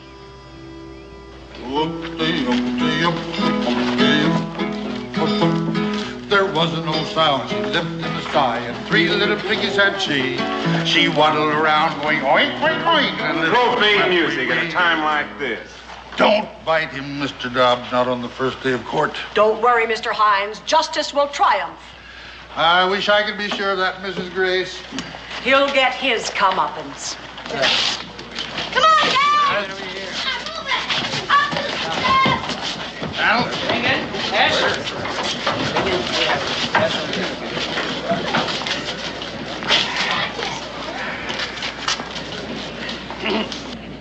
All right, this court is now open for business. Now, as you no doubt remember from my campaign, I am a little weak on law. But you're a bullocks on equity. Excuse me, I mean, Your Honor. However, I have been studying up on the law as such, and I have made a few important points. The first point being that you have your choice. Now, you can be tried by me or by a jury of 12 good men and true. O'Grady will be one. Daniel, you're a legislator. What? The defense has a right to choose. Yes. The defense has a right to choose, and that's as it ought to be. Your Honor, I trust your equity and your fairness, so I'll be tried by you. Thank you, and I will do my level best to be fair for all concerned. Now, point number 2. You all have the right to be spoke for by real lawyers, even though there ain't a real lawyer this side of Lexington. Well, we don't need no lawyer to tell us. Your Honor, I'll plead my own case. Well, we can get right down to the nub. Mr. Clerk. Your Honor. Thank you. Now, this is the case of Prater Bisley. He's being sued for cheating and otherwise finagling. S. Hines must be what this means to say. That's Bing & Hines et al. Well, that's what it says here, but it don't fit the case. Well, it'll come out in the testimony. Oh, I dearly hope it's fit for ladies' ears. All right, Prater Beasley, you want to speak up for your side? I yield to my accusers, Your Honor. Ain't nothing else you can do. Down and being stomped by his familiars out of their own book. All right, speak up, S. And Bingen, I suppose. Why are you suing him? Well, he frauded us. Well, in what way? Well, you know in what way. You've heard all the talk around. I want to hear you talk. In mixed company? The law says open trial. The law says open trial. Well, I say the law ain't very delicate. Speak up, S. Well, if I got to, I guess I got to. Well, me and Bingen, we was thinking about the widow Jones. Well, she was going to be a widow anyway. We got to thinking that she needed a man to protect her. To protect me? Why, mop up the floor with men. Ask Jones. All right. Go on, S. Well, we figured since everybody else around here's already got a farm, we thought it might as well be us. The two of you? Well, now, that wouldn't be respectable. And then Prater, he sold us the filter. The what? I could get Patrick Henry to get his Sarah to fall in love with him. Is that what he told you? Well, yes and no. Well, he didn't say it exactly. And you let him believe it? Ours was 3 drops in her tea, and then poor ass here had to sit with her after she drunk it, night after night. I had my work cut out for me just getting her to let me stay, even though I did dig out her well. You was a nuisance. Well, he got the potion down you, didn't he? And then she wouldn't marry me. Jones come home. He's sitting right there alongside of her. Well, that's why we want our money back, along with what I lost by her not going through with the wedding. You lost? Well, he was the share in the fortune. Oh, he was he? I put up the witch money. All right. Let's have it quiet in here. Prater Beasley, say your say. Well, Your Honor, I think it's already been said. No argument? Well, I'd like to move for acquittal on the evidence. Well, from the point of view of evidence, I'm tempted to agree. Oh, injustice! Mrs. Grace, sit down. Now, evidence is one thing, but from the point of view of equity and justice, Prater Beasley, I am ashamed of you. You're the smartest man around here by a running mile. You read books and you think philosophy, and the young ones dote on you in spite of it. But you ain't got no more responsibility than a polecat. You playing thumble rig on the superstition of these diddlers for your private amusement. Now, just a minute about that. Judge, I take my hat off to you. I am going upstairs and wrestle with this decision till equity throws me. This court is adjourned till I get back. What's he got to wrestle on? We give him the straight facts.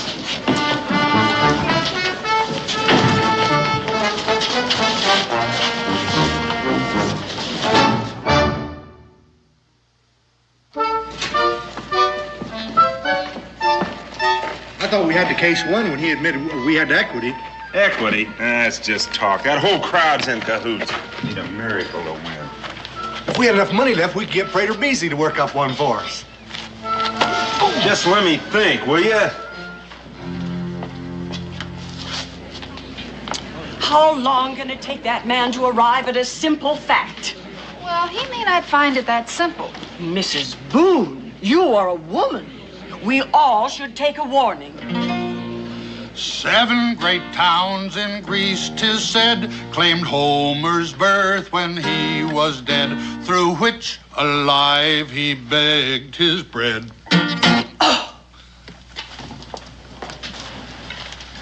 We could just walk out and leave him high and dry. Now, what good would that do us? Huh? Gentlemen, do you know where I can find Dan Boone? Oh, he lives out there someplace. Oh, he isn't at home. I thought he might have come down to the fort. Well, I can knock on doors. Somebody may know. Here. We ain't buying nothing. Oh, they're free. I'm running for Congress. As long as they don't cost. Patrick Henry. Hey, you really him? Yes, I really am. You gonna tell him after all? We got our miracle, you oaf. How do you suppose a man of Patrick Henry's prominence is gonna feel when he finds out an old loony claims he couldn't make hay with his own sweetheart without witchery? Oh, Patrick Henry's gonna be mad as hops. You're gonna be mad as hops.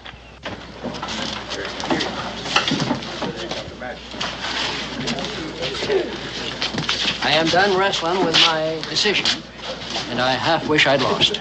Justice does triumph. Oh, thy will be done. See, Pop? Just like Socrates in great Athens. Well, not quite, son. Why don't you go over there and sit down next to your mom? Sure. The Hineses are not yet in court, Your Honor. Thank you, Mr. Clark.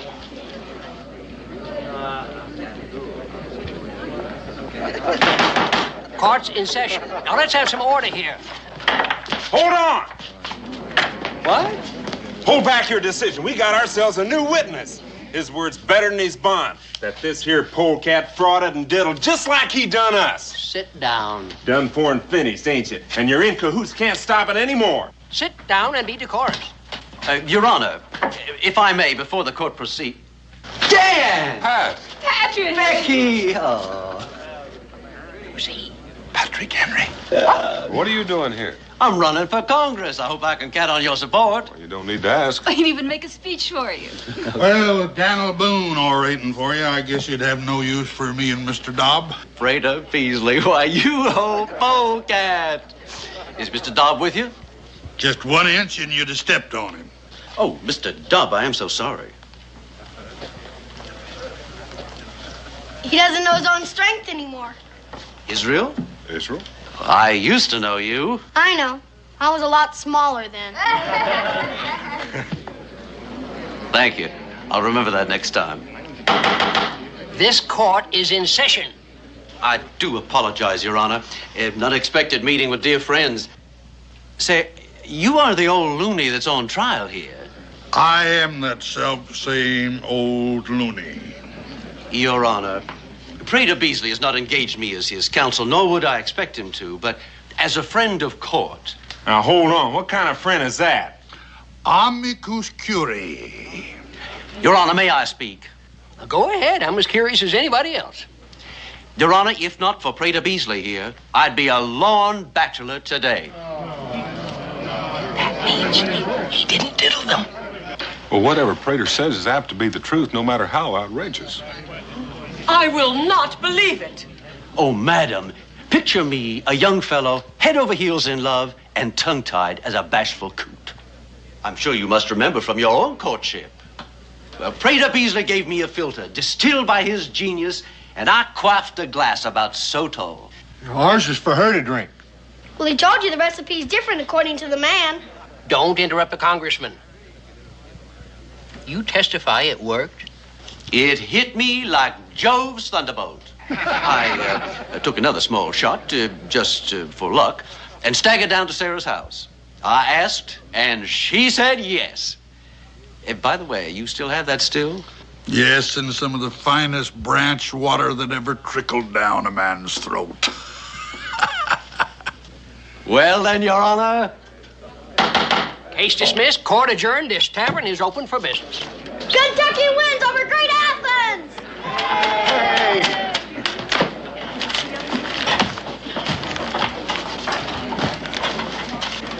Is that Mr. Dobb? Mr. Dobbs suggests that a drop of the hemlock can be salutary to the continued morals of the body politic. He hopes you're right about Kentucky, but he's not sure. Well, how about some of that branch water?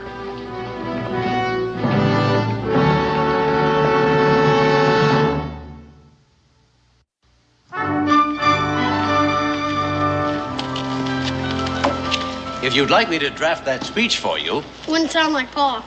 Do it your own way, then. Becky, my dear, as always. Oh, and the next time you come, you bring Sarah, you hear? Will you come up and visit us in Philadelphia? The capital? You can watch our nation taking form. It's beautiful to see. Well, we'll see what we can do. Well, he acts like he smelled a bear. Oh, t'other day, the Yankee folks were mad about the taxes. And so we went like Injuns dressed to split the chest with axes. Sir, for snake bite and voters who need mellowing, compliments of Mr. Dobb.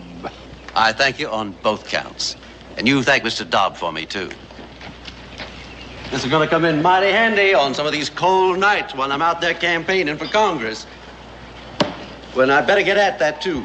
I got a lot of hands to shake over here at Idamak Stockade. Now, Israel, don't you let your folks leave you behind when they come up to Philadelphia. Don't worry, I won't. Bye. Bye.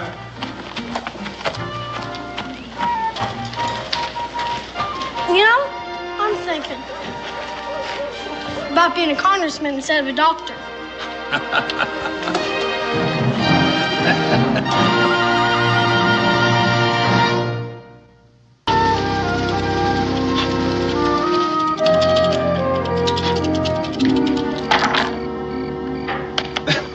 Blimey, you've done it again. 3 weeks you've been here and I've yet to win a toss. Oh, come on, pay. Why don't you go back and scout for the bloody Americans? Well, they don't pay as much as the British do for scouting. Hey, better luck next time. Cool.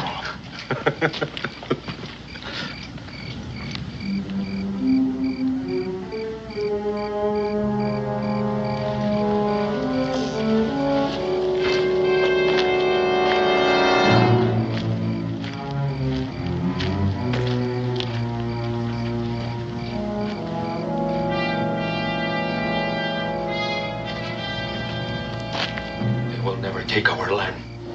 We will fight them if they try. By then, the Kentuckians will be much stronger.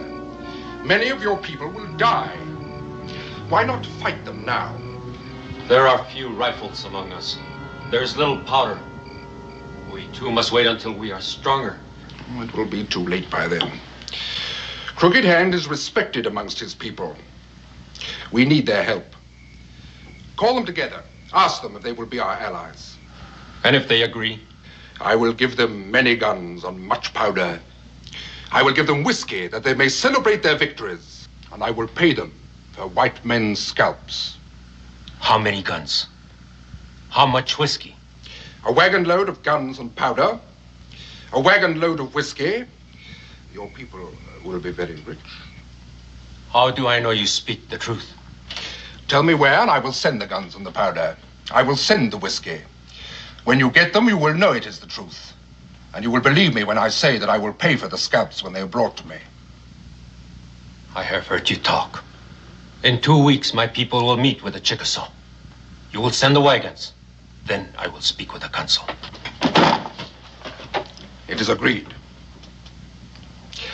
Tell me, where does this council take place? Do you know the Indian trail the white men call Warrior's Trace? Yes, I know of it. Far to the south of this trail, the small streams join one another to form a river. Ah, the headwaters of the Kentucky. The meeting will be there. That is where you will send the wagons. Hey, you there!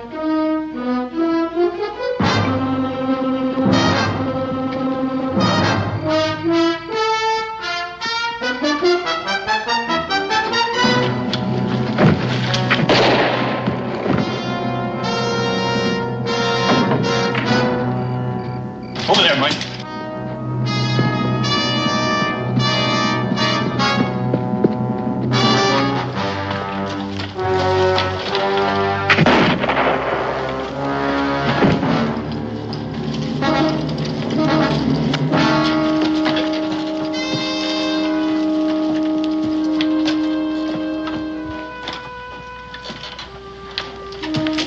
I'm afraid he got away, sir.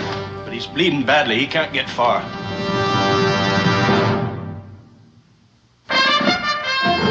Daniel Boone was a man, yes, a big man, with an eye like an eagle and as tall as a mountain was he.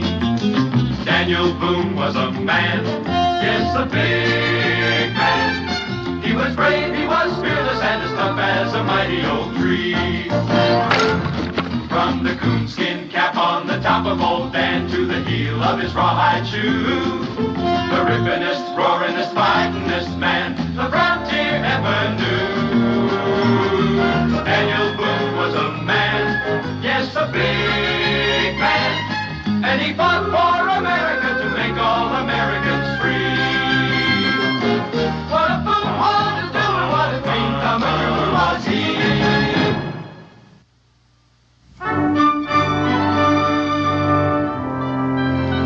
Good night. Good night. Yeah. Drink up, gents. Maybe you ain't got no place to sleep, but I have, and I sure don't intend to waste it. You throwing us out? Right now, I'm asking. Throwing out comes later. Oh, you're a hard man, Cincinnati. Well, Cully, I sincerely doubt it's worth staying up for. Just wait till tomorrow when you're thirsty. Dan? Latham Green. Your wife said I'd find you here. It's all washed out. You better sit down. Yeah. You're hurt, too. Here, let me take a look. I'm all of that. Listen, can I have a drink? Cincinnati, bring a towel. This is taking a wrong turn, man. The last time I heard of you, you were heading for Kaskaskia with Major Clark. Yeah, that's true now. Well, nothing's happened to Clark, has it? Oh, they was all doing fine last I saw them. What happened? Well, I was on me a scout, and I got myself picked up by a redcoat patrol. They figured I was just a trapper, so I hired myself out to the British for a while. You hired out to the British? Well, I couldn't lick them, so I joined them. I just now come all the way down from Fort Detroit. Eat this up, Cincinnati. Is old Hairbar Hamilton still up there? Yeah, he's still in business. That'll be Kentucky has buying next unless they're stopped. Who's they? A British detachment. They got themselves a wagon load of guns and powder. And another wagon load of whiskey. They're headed for a big meet with the Choctaws and the Chickasaws southeast of here at the headwaters of the Kentucky. And if they gets together, this whole valley is going to be knee-deep in blood. How are we going to stop them, Daniel? Which way are they coming?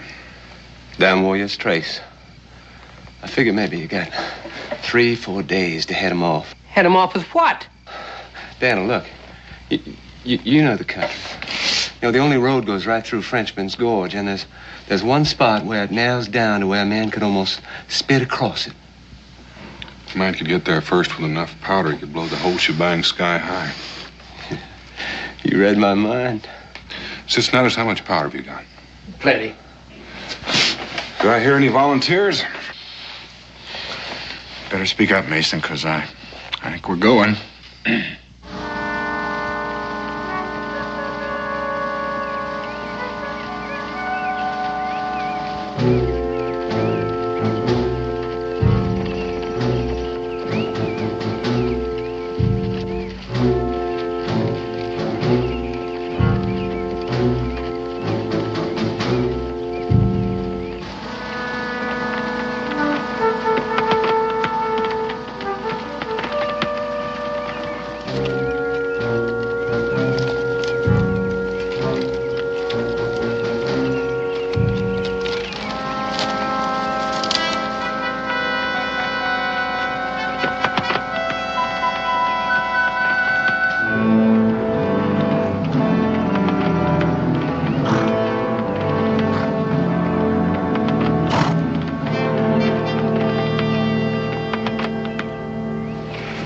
Farther we gotta go? Maybe 70, 80 miles. Well, that gives us enough time. Not much to spare. That country stands right up on end. Makes going a little rough. Daniel, you want me to take the first watch? Well, it doesn't matter very much. We're all going to get a turn. Well, I'll take it. I ain't very sleepy. Give me a holler in about 2 hours. Okay.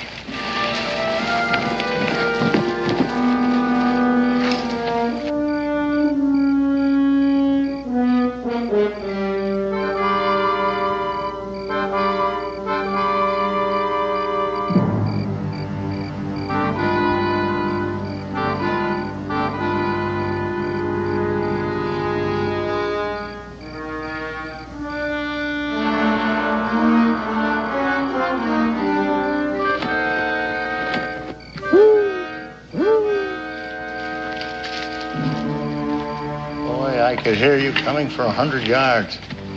Now, you know I've taught you better. Paul, you know you can't see through that hat. For all you know, I could have been an Indian. It could have been a whole tribe and made less noise than you. Well, I trust you scouted the terrain. Yeah, Paul. And there's no use waiting any longer. 2 of them are asleep, but they got a horse guard posted. That's a minor obstacle. We'd better get started. Paul. What is it now? Those packs are toting. Well, they look monstrous heavy. Who said anything about packs?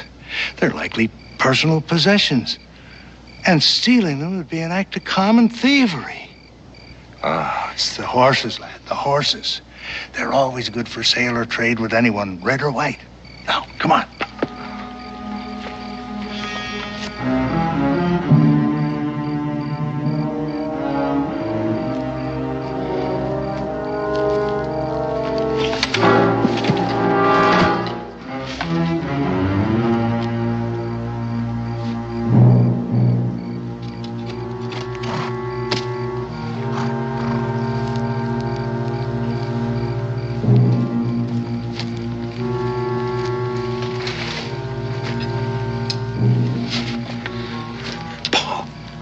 How are we going to get him out of here without waking up the camp?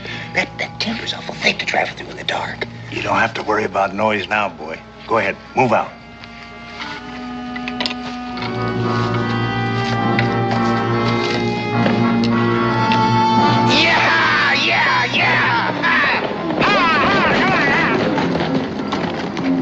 Don't shoot. You might hit the horses. Mason.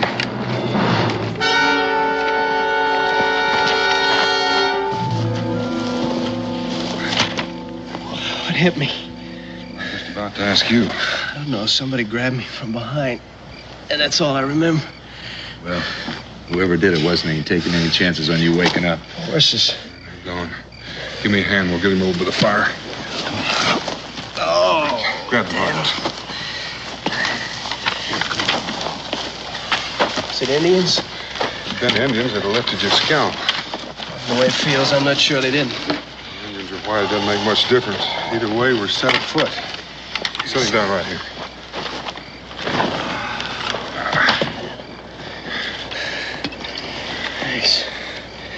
gonna do now?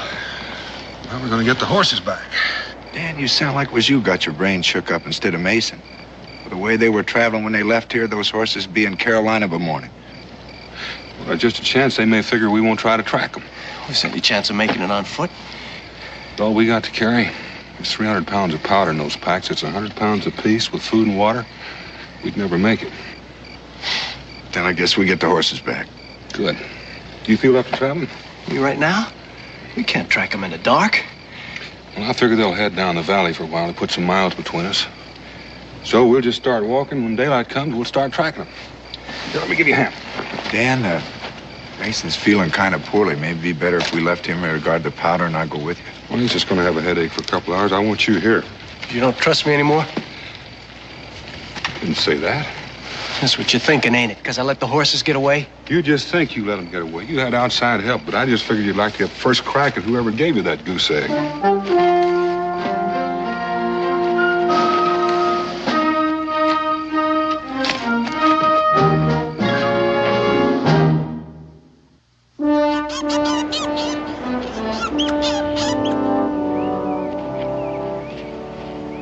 Well, they camped here before they stole the horses. Took time to eat. The looks of the prints, it looks like they had a woman with them. Woman? Well, what's so surprising about that? I don't know. I just don't see a woman going around stealing horses, that's all. That sentiment does you proud, Mason, but that goes to show you how much you don't know about women. Ellie! Ellie, where are you, girl? I'm taking a bath. In the water? How else am I going to take a bath? Oh, it's common knowledge that taking a bath brings on sickness in the vapors. And yet you do it anyhow. I tell you, you put a burden on a man. You said yourself that cleanliness was next to godliness. Cleanliness of the soul. It's a common misinterpretation of the book. There's absolutely no excuse for daily washing. That's not what my pa said. Your father, may he rest in peace, was a misguided man. He may have been misguided, but he was no horse thief. Mind your tongue, girl. I won't mind my tongue. You and Ethan didn't have to steal those horses. It saddens me to hear you talk like that. The taking of those horses was a matter of necessity. Besides, I was only thinking of your welfare. My welfare? You make it sound like I was crippled. I don't need a stolen horse to ride. It was all part of a long-range plan. Now, the last place that we stopped, I was told that land was to be had for just the asking down in Carolina. You mean we're going to settle down someplace? Well, I was keeping it as a surprise, but since you wormed it out of me, You see, we need those horses. A man cannot till the soil without a beast to pull the plow. This gypsy life has no existence for a lady. It's to my discredit that I didn't think of it myself, but better late than never. You don't mind me saying that I still don't believe you. Well, I can't say I blame you. You see, I cast aside my Christian principles when Ethan's mother passed away. Yes, I've been a sinner. But now I've seen the error of my way. Then take those horses back where they belong. Girl, are you trying to get me hanged? I don't mind doing penance, but that's carrying it too far. No, I'll keep them around just as a reminder of my sinful past.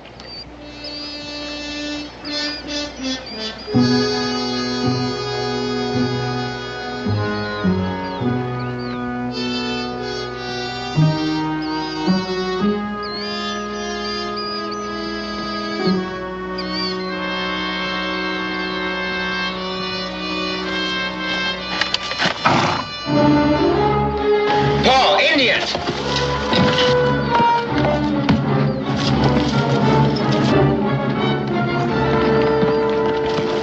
Are you all right, boy? Oh, they got the horses, Paul. I already gathered that. Come on, let's get out. I don't think that would be advisable. It's been my experience where there's 3 Indians, there's apt to be more where they came from. Take a look at that, Paul. Is it bad? Oh, no, just a scratch.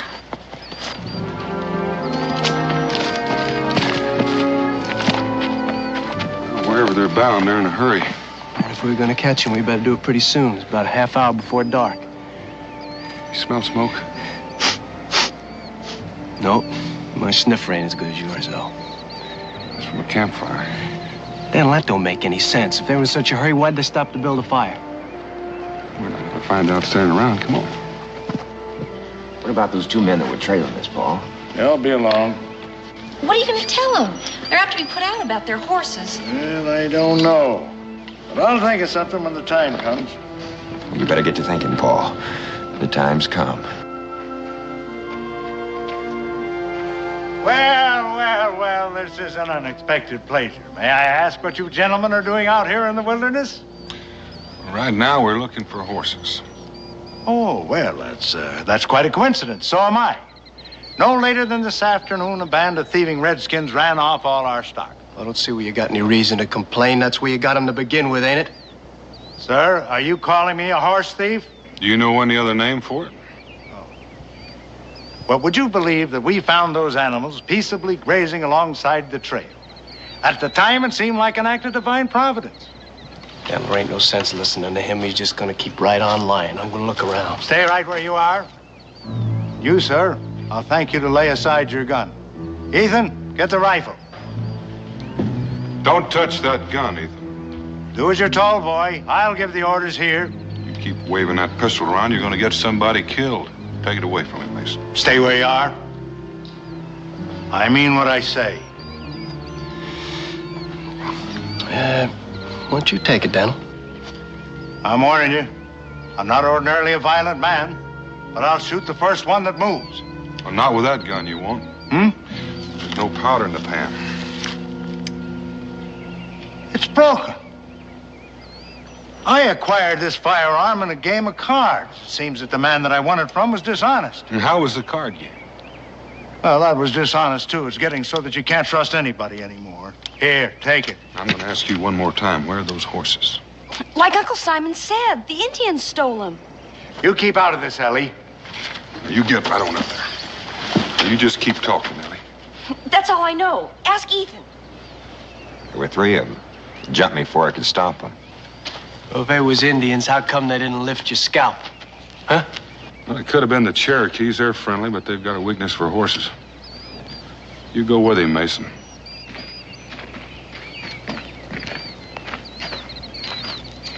Well, now that we've got our little differences settled. Our little differences?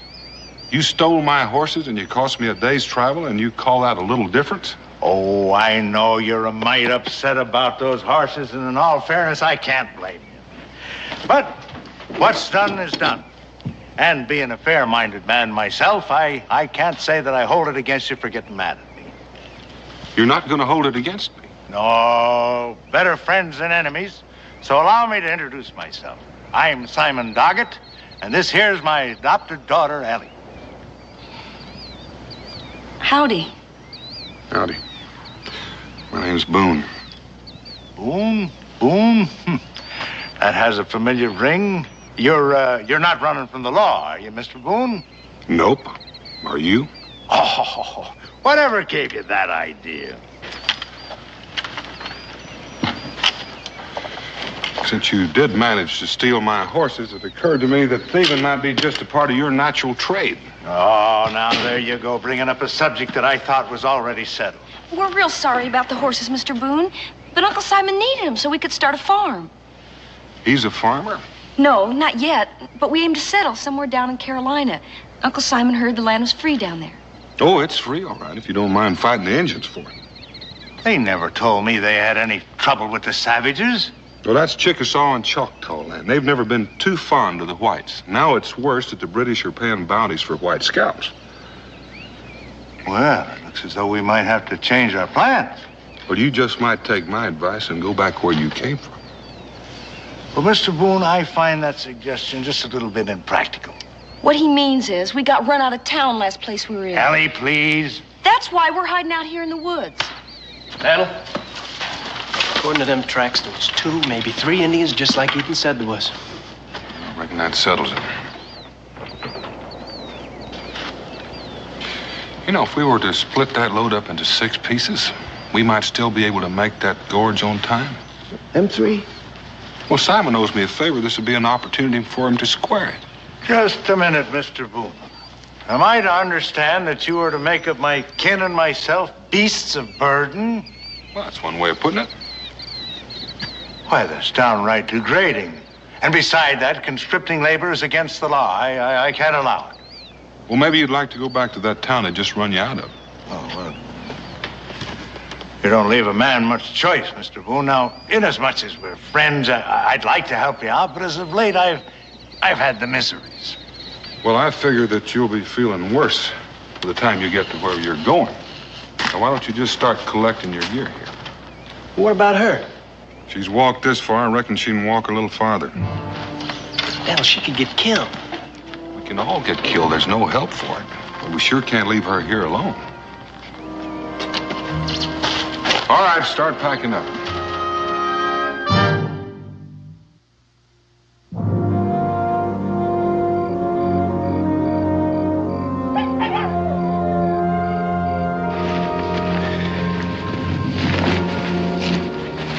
You know, Dan, without those horses, even with the 6 of us, I don't see how we're going to carry all this powder. Not make any time at it. I've been thinking about that. If we carry just half of it, that ought to be enough to stop them for a while. What good's that going to do? Well, don't forget they're carrying a load of powder, too. In the confusion, maybe one of us will get a chance to touch it off.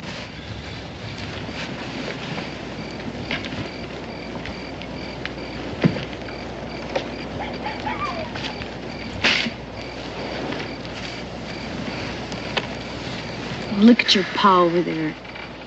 Sound asleep like you didn't have a care in the world. Ethan, couldn't you talk to him? Talk to him? About what? About cheating and stealing the way he does. Seems like every place we go, he gets in trouble. That's the way Paul is. Got to make a living for her somehow, don't he? Some people work. You know that ain't for Paul. He figures he's too smart to stoop to working with his hands. Ethan, don't you ever feel like you'd like to have a home? I don't know, maybe it's different with boys. Maybe it's like Pa said, you don't miss what you never had.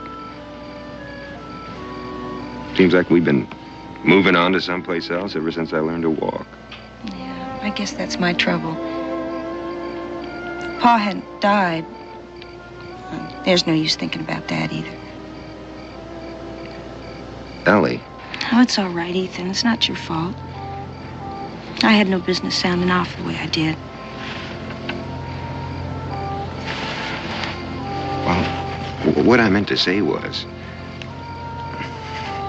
well, when you and me get married. Who says we're going to get married? Well, if I don't marry you, who else is going to? I'll find somebody. Maybe I already have. Mason over there? Could be. Now, you hear me, and you hear me good. You know, I've seen him looking at you. But I didn't know you was looking back. Why shouldn't I look at him? Because you belong to me, that's why. I don't want you looking at anybody. Or anybody looking at you either. Now, you just remember that.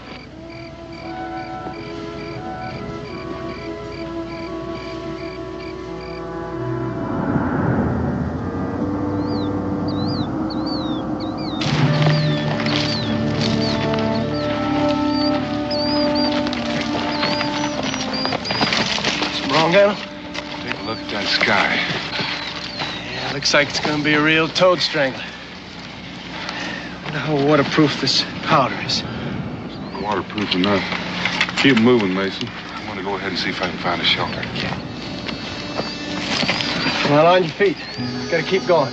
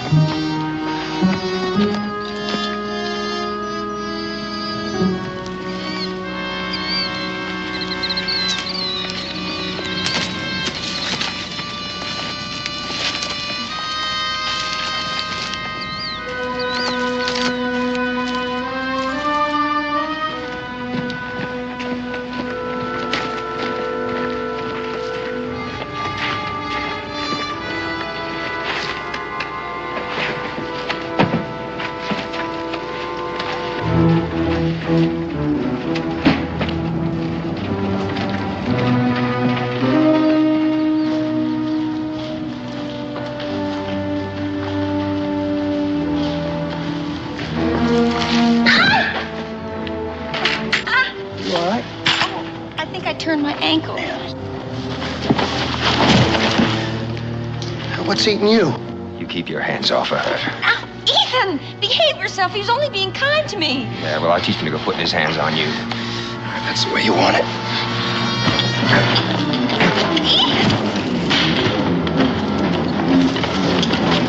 Take it easy, Mason. Got him coming. Listen, my hands behind my I'm gonna back. hit you, too, if you don't cool off. Same goes for you. And we got enough trouble without you two starting a fight. That's better. Now, you two sit down and catch your breath while I see what's the matter with the lady. Now, hold it right there. Well, right smart of you, Ellie, to make a fuss so we could get away. I didn't do it for that. I just plain tripped and fell. No matter. But we better get on our way before Mr. Boone gets worried and starts looking for us. Ethan, pick up those rifles.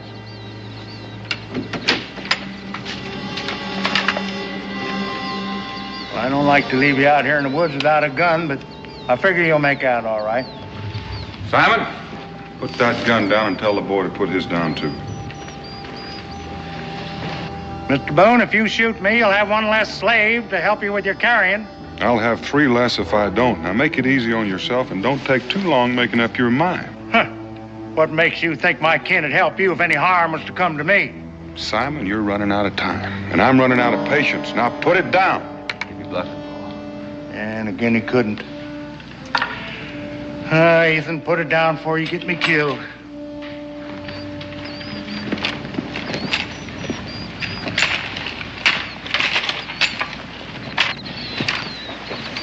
What happened? Al Mason and I just got a little careless. Found a cave about a half-mile up the way for shelter. Now move out. Mr. Boone, I'd like to talk to you. Simon, you just start walking, and this time you're walking in front of me. Me break trail for you? Why, if we run into hostile Indians, a man could get killed. That he could, and just might save me the trouble. Now move out.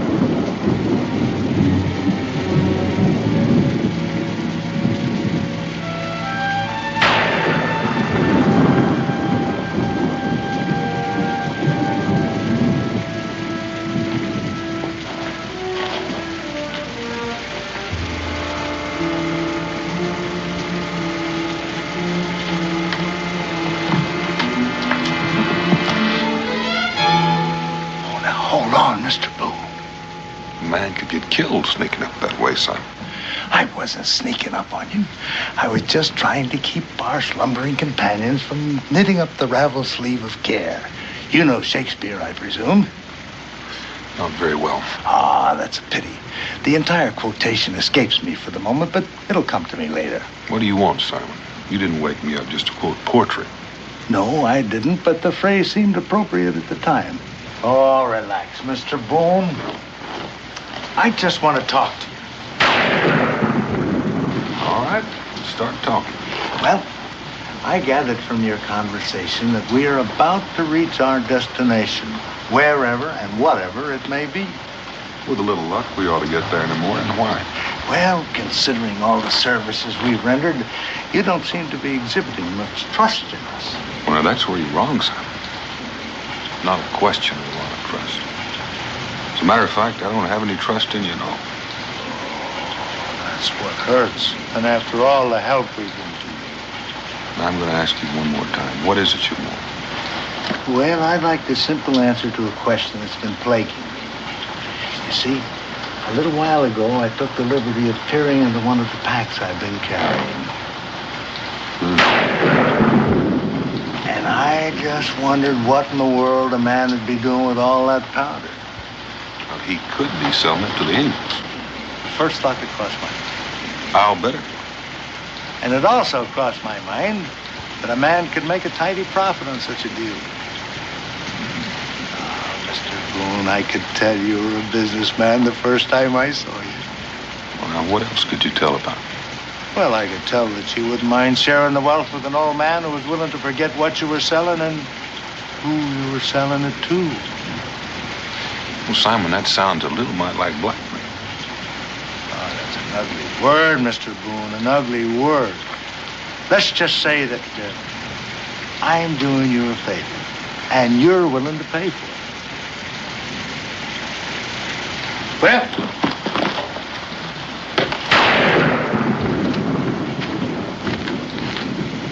sit down. Now, there's nothing more to discuss unless you're prepared to meet the terms right now. I said sit down. Oh.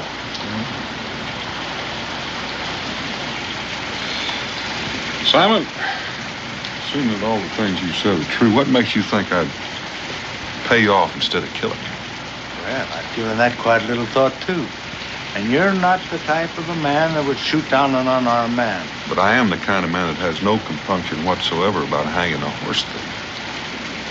There you go, bringing up a subject I thought was settled. Simon, you don't deserve an answer, but we're getting fairly close to where we're going. So I'm going to give you one. We're not going to sell that powder to the Indians. What? Mr. Boone, I'm disappointed in you. But if this is so, do you mind telling me what we're doing and where we're going? Well, sometime today or sometime tomorrow, depending on when they get there, we're going to blow up a British wagon train. Don't you think that that's apt to get them a little mad at you? That's a fair assumption. And knowing this, you chose to involve me and my kin? It was not my choosing, Simon. It was yours when you stole my horses. You know, something like this could make a man hate horses. Mr. Boone, I have absolutely no quarrel with the British whatsoever. So, if you'll just pay me our share of the money that you owe us for being so much help. What money? Well, our share of the money you're getting for doing what you're doing. There isn't any. Do you mean to say you came all the way out here and ran the risk of getting killed for nothing? That depends on what you call nothing. Well, doing something and not getting paid for it is what I call nothing. That's your opinion. Well, what's your opinion, Mr. Boone? Oh, I don't think your pa would understand. Maybe Paul wouldn't. It could be I just might. Now, Ethan, you stay out of this, boy. You don't know what it's all about. Pa, I heard it all. I'd still like to know what Mr. Boone's opinion is. Well, it's fairly simple, isn't it? The wagons that we're after are loaded with powder and rifles and whiskey for the Indians. If we can stop them, we can save a lot of homes, maybe a lot of lives. Are these folks you mean to save all kin and friends of yours? Some of them I've never seen. There you go, running around risking your neck for people that don't even know what you're about and probably wouldn't thank you if they did. I can't argue that. Well, then tell me why. Well, I reckon if you belong to a community, you owe a certain obligation to it. Have you got a family, Mr. Boone? A wife and a boy. Well, then that's why you're doing it. And don't tell me all about this obligation to your fellow man. Well, if you don't believe me, ask Mason or Cully here. They're not even married. Mason? I can't add much to what Daniel said. All I know is you gotta pay for the privilege of living with people. And maybe they're allowing you to live with them, whatever it is. It's the same goes for me, too.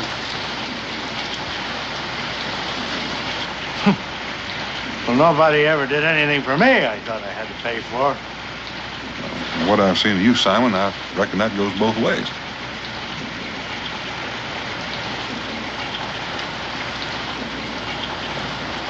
Storm's letting up, man.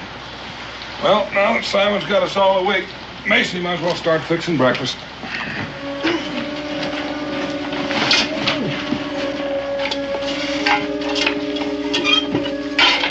Time we eat will be light enough to travel.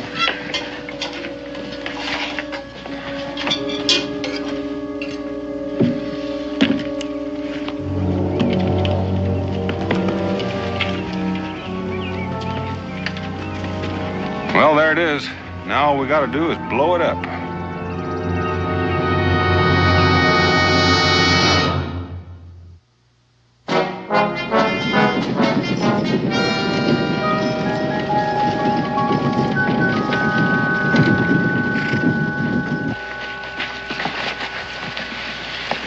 do you think the British will come, Dan? Well, we've cut it pretty fine. They could be here almost any minute. Mason, come on. Let's get this powder down the road. Well, Mr. Boone, since we're here and since me and mine have done our duty as your beasts of burden, we'll be on our way. As soon as you give Ethan and me back our guns. Oh, help yourself. I've got a little work to do. Mr. Boone? Ellie and me, we were just wondering if there's anything we can do to help. Ethan! Well, I appreciate the offer, Ethan, but it might be a little rough on Ellie. We know, but we already talked about it. You see, Mr. Boone, we never had a chance to belong any place. Maybe never will again. So if it's like you said that, well, we got a price to pay, well, we just soon start paying right now. Ethan, have you lost your senses altogether? You can leave if you want to, Paul, but we're staying. Well, if that's the way you feel about it, we can use some help. Well, you just tell us what to do, Mr. Boone. Ethan, we've got no quarrel with the British. Paul, there's no use trying to talk me out of it. I don't like to go against you, but, well, my mind's made up. Now, you were saying, Mr. Boone? Ethan, when that gorge blows, the British are going to come boiling through, try to find out who blew it up. Now, if you take these rifles and hold them off a little while, give us a chance to get back there and blow the powder in their wagon.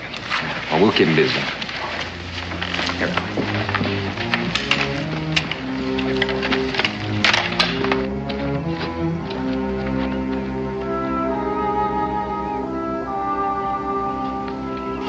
Ethan? Paul, there's no use. I don't like to go against you, but, well, my mind's made up. Well, I heard what you said to Mr. Boone, and I realized for the first time how I've messed up your lives. Sure you didn't mean to, Paul. So, if you could trust your old man just one more time, I'd like to get down and see if I could help Mr. Boone.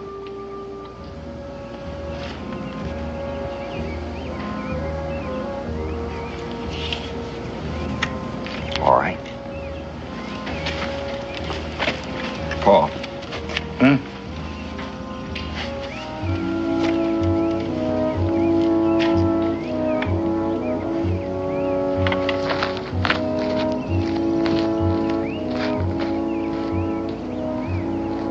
You still here? Mr. Boone, I've been shamed in front of my son, and I'd like to make it up some way. So if it's all right with you, I'll be your lookout. Come on. Hope it's us he's gonna look out for. Well, the worst he could do would be to join up with the British, and that might be a big help to us. How high up do you want to set these things? Well, as high up as we can get without running out of fuse.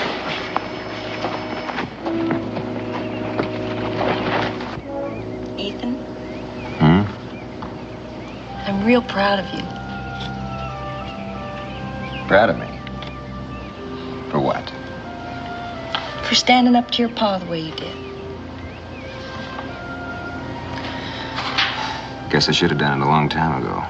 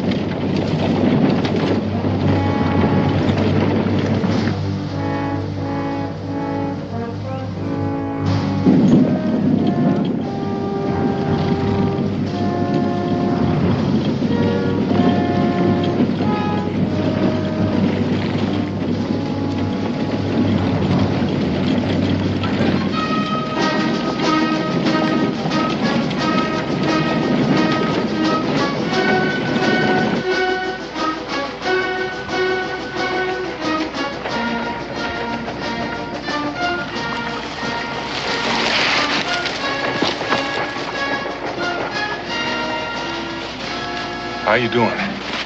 I'm ready. Just about set.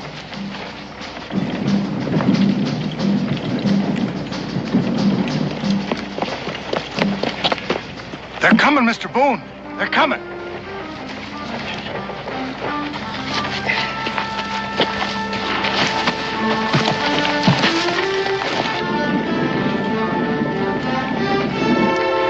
Get on around the rock now. They'll be coming at us any time. I'm staying right where I am. Ethan, you know I can shoot as good as you.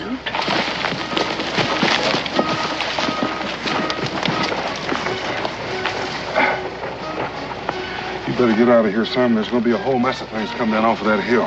Oh, you go right ahead and do what you have to do, Mr. Boone. I'll watch out for the rocks and the British.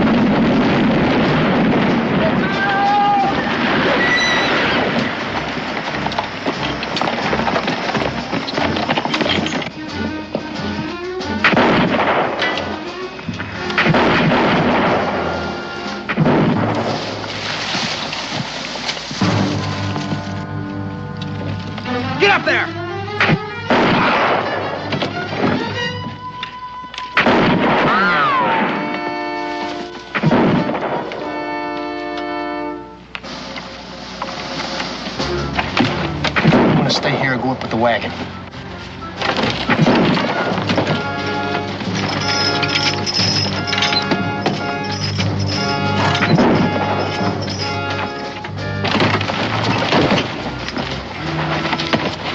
How about you unhitching those horses?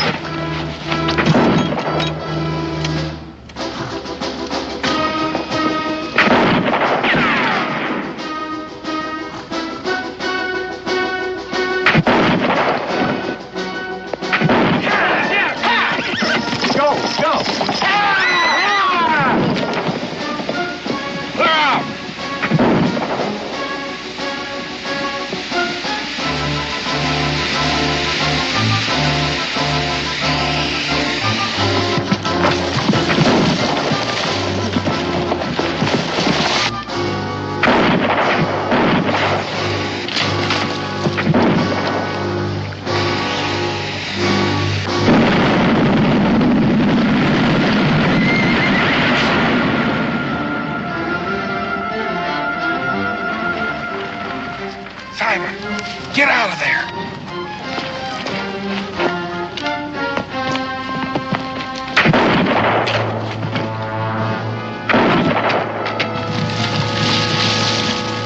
Here, cover us, Mason. Cully.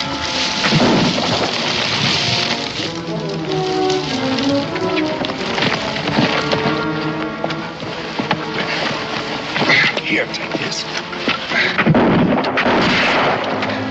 Oh, what's the matter? You blind? Cully!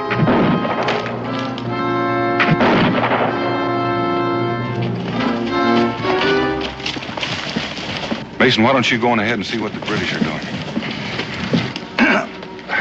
Have a look at that leg. Oh. Paul, you hurt bad? Bad enough.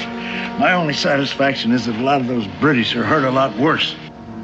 That leg is broken. So I reckon I'll bed down right here. Paul, I'm not going to leave you here. Ethan, there's no other way. Dan, we can make a litter. No chance for that. Mr. Boone, I want something else from you. With me to hold you up, those red coats would catch you in a mile. No, I had my chance and I made a hash of it. But I don't want these youngsters to follow in my tracks.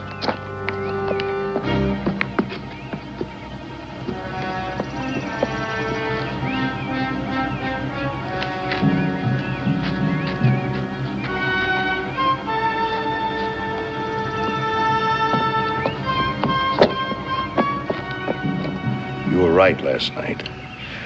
These youngsters have a right to a home and a chance for an education. And I want you to promise me to get them out of here safe and sound. You're a stubborn man, Simon. They'll have a home. I promise you that. Daniel, we better get moving. Leave me a couple of guns and I'll hold them off till you get in the clear. All right. So long, Simon. Goodbye, Mr. Boone. You know, in some ways, it's been nice knowing you. Simon. Oh, Ellie, now, don't feel bad. Come on. Get going. Ethan, take care of Ellie. I will, Paul.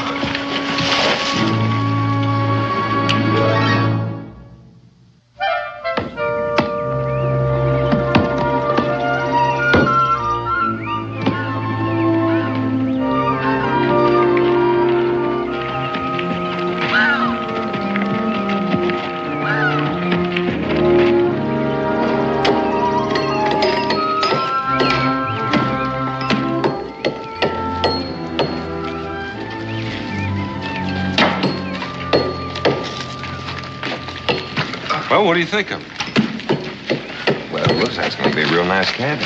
Well, I'm glad you like it because it's yours. Ours? Yep. Lock, stock, and barrel. Oh, but Mr. Boone, I could never make enough to pay for a house like this. Oh, there's no pay, Ethan. You know, folks around here are kind of grateful because you helped save their homes. They figure you ought to have one. Think of it as sort of a monument to Uncle Simon. Mm-hmm. And I can't think of anyone who deserves it more. Uncle Simon! Well, you two are looking mighty fit. Yes, we're going to be very happy here. Speak of the devil, I'll tell you. I wonder what happened to that broken leg. Where do you suppose he got that coat? I'd be afraid to ask. Let's see now. Huh. Yes, we'll have him build a nice little room right here for me. Nothing fancy, just a place where I can sleep. Of course, we will need another fireplace. Yes, sir, this is going to be a nice little cabin. Do either of the two of you think he had this whole thing planned? I prefer to think you did. It sort of restores my faith in human nature. I'd hate to think a man like Simon reformed and died a hero.